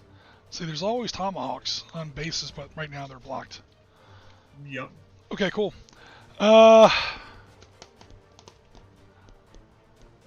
And I can't really get even if I moved full speed, I wouldn't get in where I had a line to draw at them. Yeah, you would have to. Like, I think it was the Campbell was down, or McCampbell was down here somewhere. You would have to kind of continue. Oh, hold on. Display driver freakout. Sorry. Come back, computer, and don't do that again. Yeah, where she was shooting right down this slot. Yeah. Their tomahawks. And again, that's a scenario rule. Honestly, I think tomahawks are guided by satellite, so I think you can fire them from wherever. Tomahawks fly over land all the time. That's literally the point of them. So that might be a stupid rule on my part. Again, it's a game, and so sometimes realism have to make room for gameplay. Cool.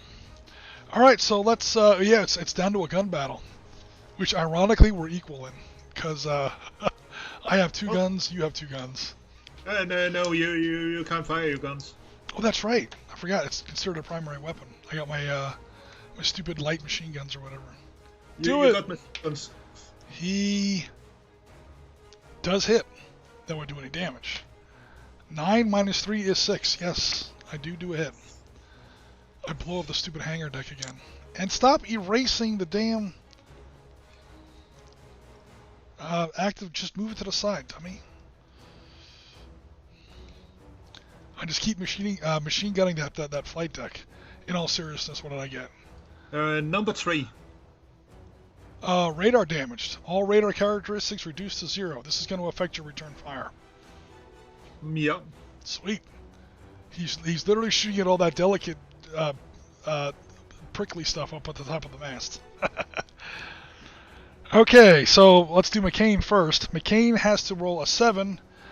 He gets no bonuses now, so he has to roll a 7. So a 6 ain't gonna hit. Okay, McCampbell has to roll a 7, but he gets +2. He needs a 5. A 7. That's a hit. Roll a d10. A 9. That is an additional heavy damage. That sinks the Yulin, because now it's 2 heavy damages. It's 6 and 9. Oh, that's the same for both ships. Your destroyers and my frigate. So 6 for light damage and 9 for heavy. Double heavies equal a sink, and that is a clean sweep for the poor Chinese. They all be sunk. We sunk him with gunfire. I can't believe that just happened. Oh god, this game always comes down to that. Like the last time in the Falklands game, I sank the British flagship, the HMS Hermes, with 2 Argentinian corvettes. I'm like, really? It's fun. It's a fun game. Sometimes I think unrealistic things happen sometimes. Okay, so now we go back to the continued dogfight. And yeah, we might as well continue the dogfight because I don't have anything else to shoot at. Technically, they could always hit the base, but okay. Cool. We'll do another dogfight. J-15s versus F-35s, just because they're awesome. A 7 as the highest. So okay. Is that adjusted? No, it'll be an 11. Yeah, because your adjustment is different than mine, so we definitely need to keep track of that. Your adjustment is better than mine. All right, so your adjusted is an 11. I get 2 d10s. I have an 8 plus 3 becomes an 11. Did you say you got an 11 too? That's another tie. F-35s, man. First of all, you show up late, and now you can't shoot down any Chinese aircraft. What the hell? These things cost $110 billion a piece. Oh, I can't remember what the number is. It's an absurd number. It's an absurd amount of money. I mean, it's just like $110 million, not billion, $1 million a piece. Something like that. All right, and that concludes turn 6. Unless you wanted to roll for your... Technically, it affects the score. Roll to see if you can repair that light damage. It didn't get it repaired on a 4. All right, so my total number of... You got all the points, so you definitely win. My total points is going to be 6 points. I captured USS Latham, and... or I should say I recovered the CIA documentation and surveillance equipment off of USS Latham. And we did wind up with 1 ship with light damage. That gives me 1 point. So I get 6 points. Is my total score. Nothing there, nothing there, nothing there, nothing there. Okay. You sank 3 Chinese warships. That's 9. And then two heavy damages. 9 plus 2 is 13. So it's 13 to... 14. A Chinese jet shut down as well. That's true, you did shoot down a Chinese jet. Okay, so 14 to 6 is the total score. It was fun, but yeah. My dice just absolutely gave up on me. Oh yeah. Absolutely gave up. How many times could I have scored hit? I think the game is pretty balanced. Because I lost badly, I'm not going to say, oh, this scenario is screwed up, I need to redesign the scenario. I think the scenario is okay. I think I just couldn't roll for my ass. Oh yeah, I should have taken a lot more damage. But that's okay. Let's go up and see what's going on here in Mr. Chat. Okay. The ships are Jane's bread and butter. Absolutely vorpal. The book I have is because I was looking at Naval Command. I was looking at the ships he provides. One thing that this game does do well. Okay, I know I've been talking a lot of trash about this book. The game is great. I actually kind of like the game. Harpoon is probably better, but you'll go crazy playing Harpoon, especially not in a computer. It's a very heavy game. That game went fully to computer in the early 90s. It's the best thing that happened to it. That is the game you want to play, the computer version. This game is a nice miniature or tabletop, like a light version of that. The system is great, and it's very ambitious. It covers a lot of stuff.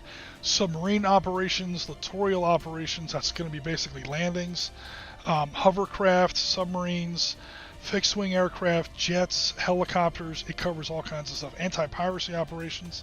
He does cast a wide net, and the game does a pretty good job. It's just, man.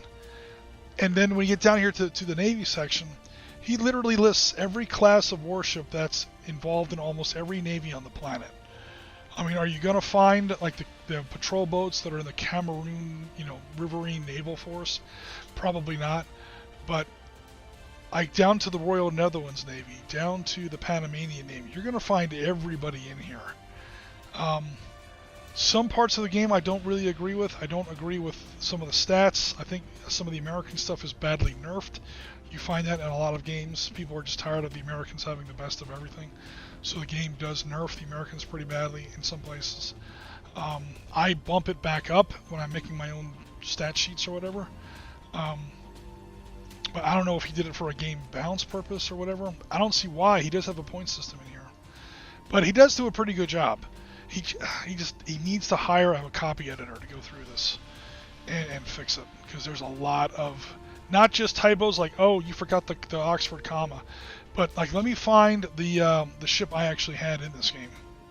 And I'll show you what I'm talking about. I'm in Chinese destroyers, down to Chinese frigates, the better Chinese frigates. Yeah, according to the Chinese frigate, I get a plus 63 on my total air defense. That's clearly just a typo. He means plus 3, but he didn't catch that. It's stuff like that, and sometimes he gives rate of fire as 8. Can you imagine if I was able to fire all 8 of my missiles at once? This game wouldn't have gone to turn 2. That's clearly a typo. But any American ship can only fire 2 missiles a turn. This thing can fire all 8 at once? I don't know. The Chinese system does allow that many tubes to fire at once. Maybe that's what he meant. The sensors don't support that. And that's the kind of detail you get into in Harpoon. But not only is that a technical, I think, in my judgment, a mistake, but it also whacks out the game balance. If all 3 of my frigates could fire all 8 of their missiles in one turn, that's 24 missiles coming at you on turn 2. Who's walking away from that get-together? Even the way I roll dice. I mean, come on. There's something wrong there. Something's wrong there. But the system is right. And again, this may not be the most recent edition. Maybe he has already done this. Kind of gone through it again and cleaned it up. Or,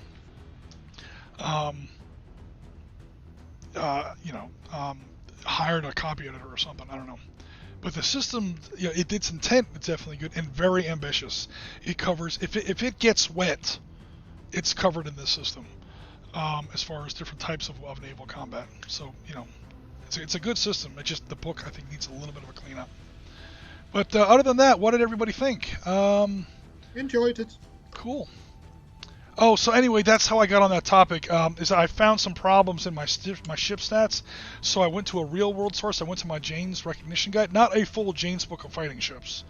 that book is like a coffee table book for your ass. When I say a coffee table book, it's not a book you put on your coffee table. It's a book you can use as a coffee table. It's gigantic. I'm talking about a much smaller version, Jane's Recognition Guide, which has most of the same information, just not the advertisements. The only problem is that my book is literally coming up on 25 years old. It was 1996. I didn't realize it was that old. So when I couldn't find my Type 54s in there, I was like, what the hell? Don't tell me Jane's is wrong. No, it's just 25 years old. And he comes out with that company, Jane's, comes out with a new version of that book every year. Turns feel more like 2 hours to me. Oh, Vorpal Bite, I'm so sorry. Pop that Chinese junk in the toaster and slap some jelly on it. Everybody loves toast. Okay, what else is going on here? Some jokes about pirates. I take that as a Cutlass in 2025 as an anti-ship penetration missile. Hello, Novus Templar. Welcome to the chat. Those harpoons look pretty damn lethal to me, especially when Rasmus rolls. Does it have a Maddox class with North Vietnamese torpedo boats? Let me check. Vorpal Bite, that's a good question. I literally just closed the document, but I can always reopen it. That's a good question. Let me see. I don't know if it goes back that far. This is supposed to be modern. But let me get to Vietnam here. Uh-oh. Maybe I'm wrong. Maybe I just got proven wrong here. Doesn't it show the Vietnamese Navy? That can't be right. Wow. Okay, I just got done bragging about how good this guy's Soviet Navy and Russian Navy. I'm assuming it's V for Vietnam. It's by alphabetical order.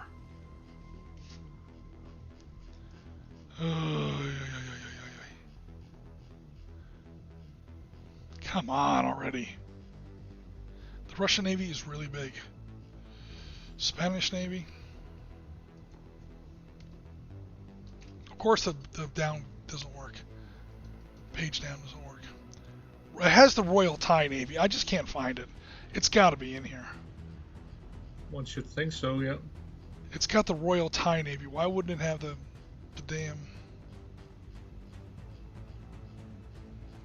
It's got to be in here. I'm just not finding it.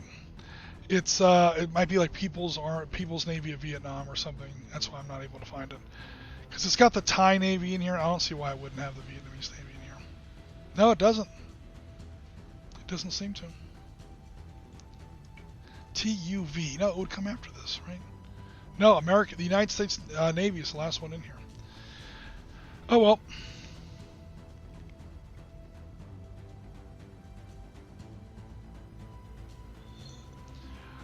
Vorpal Bite, I'm not sure what you're saying. I think the ships are like popcorn. The turns take too long to cook. Vorpal Bite, we just like detailed, crunchy, and accurate games. If that's not entertaining to you, I don't know what to tell you. I'm sorry, but yeah, this is the kind of game that us and our community enjoy. We don't like beer and pretzel games. We don't like games that are so simple that there's no point in playing it. So yeah. I don't know what else to tell you, Vorpal Bite. I'm sorry about that. On that cheerful note, we're going to go ahead and close out the stream. What did I just do? I also think that the game is, to a certain degree, set up for larger actions with the carriers on the table and that sort of thing. Yeah, there's a certain degree of that. It talks about like launching aircraft in waves, like the big American Nimitz class and Enterprise class carriers only get like 8 aircraft a turn. That's because the way he handles aircraft is not the way I do. The way I handle aircraft is like actually aircraft. He carries them almost as missiles. So you launch a strike, you don't even move the aircraft, you just declare that you're putting X amount of airstrikes on a certain part of the table, and then you make your rolls or whatever, and at the end they automatically, RTB. So that's probably what he was talking about. Also, an American nuclear-powered aircraft carrier is literally game-breaking, so... I mean, there's no other Navy in the world that even comes close to that, at least at the moment. And they wouldn't get into something this small. We would need a much larger table for them. Oh, absolutely. Kept out of harm's way. You don't sail the Ronald Reagan into the Spratly Islands. No, the aircraft have a It's range of something like strike 800 range, nautical miles. Yeah, so you would. The whole point of the aircraft carrier is to strike from a distance. Absolutely. All right, guys. So I think we're pretty much done here, unless there's any more action or any more questions in the chat. But for now, we're going to go ahead and call it. Thank you very much, as always, for all your support, and thanks very much, Rasmus, for putting up with my rambling and agreeing to play a game with us. Oh, absolutely. Congrats on the win. I don't know if I said that yet, but definitely congrats on the win. Thank you. Cool. Well, your dice kind of gave it to me, so. Well, I mean, you were probably going to, I mean, you were doing all the right moves, so, I mean, you were on your way to a win anyway, but it just wouldn't have been that, holy crap, man. That was just... The one thing I was proud about was the way that I managed to shield one of your ships with the reef. Yeah, at the time, I was like, I don't know if that's a good thing, or we both kind of took cover at the same time. Yeah. I don't know if that benefited you more than me. I think it may have. I was making a run for the Latham, which I eventually did get, and that was the majority of my points. So, I mean, for whatever it's worth, I guess I got that. I just didn't get enough points. Yeah, but I could have gotten closer to the Latham, but that wouldn't really have given me anything either, I think. Oh, it doesn't give you anything. It just... No, but it wouldn't have given me anything in trying to stop you from getting there. Yeah, it would have prevented me from getting those points, which you wound up kind of coming close to doing anyway. The poor ship that finally did take it was down to, at one point, 3/4 sunk, a heavy and a light, and was limping away, and then eventually did get sunk. So. But what I'm saying is I don't think that I would have been able to stop you by being closer to the ship myself. No, but with line of sight, not really closer. Yeah. That one turn where no one could really shoot missiles at those two westerly Chinese frigates, I think gave them the chance they needed to make a rush. Well, I could shoot at one of them, and I got to close down the third frigate. Yep, that's true. And that one, I totally misplaced that third frigate. If I was going to settle on a strategy of going for the Latham, I should have just gone for it. You should have gone for it with all three ships, yeah. So because science teacher says, excuse me, hold on 1 second. Sorry about that. Because science teacher says, thanks for the stream. 4-Bright, another game for the history books. Thanks very much. Definitely need to get him some new dice, says because science teacher. And Jim Casey adds, the author has started working on a new version of the book. Okay, cool. I said, a great game. I think with the ambitious scope that he tried to cover all in one reference, and again, it's supposed to be a light game. I get that part. I'm not going after the design at all, but yeah, a little bit of copy editing would not go awry. So cool, that's definitely good news. All right, guys. So that wraps up Mr. Chat. Thanks very much again, Rasmus, and congrats, and thanks everybody for all your support going forward. This is Ariskany with the SitRep podcast team. I'm going to go ahead and sign off for the weekend. Stay in touch later on Wednesday. I think Bill's coming on to paint some more naval stuff, believe it or not. What is it, War at Sea or is it Victory at Sea? Victory at Sea. From Warlord. And perhaps some of his absolute legion of 12 millimeter Civil War miniatures that he's bought. He's literally up to about, I think he said 9,000 miniatures now.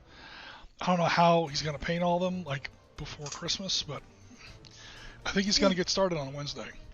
So a lot of airbrushing, and you can do them pretty fast. Warper Wright says, wait a minute, the show is over and there's still daylight. That ain't right. I apologize, Warper Wright, but we were boring you with our turns that take too long. We're going to go ahead and stop offending your senses now and log off. No, I'm just kidding. But in all seriousness, take care, everybody. Thanks very much for all your support, and we'll be in touch very soon. So long, everybody.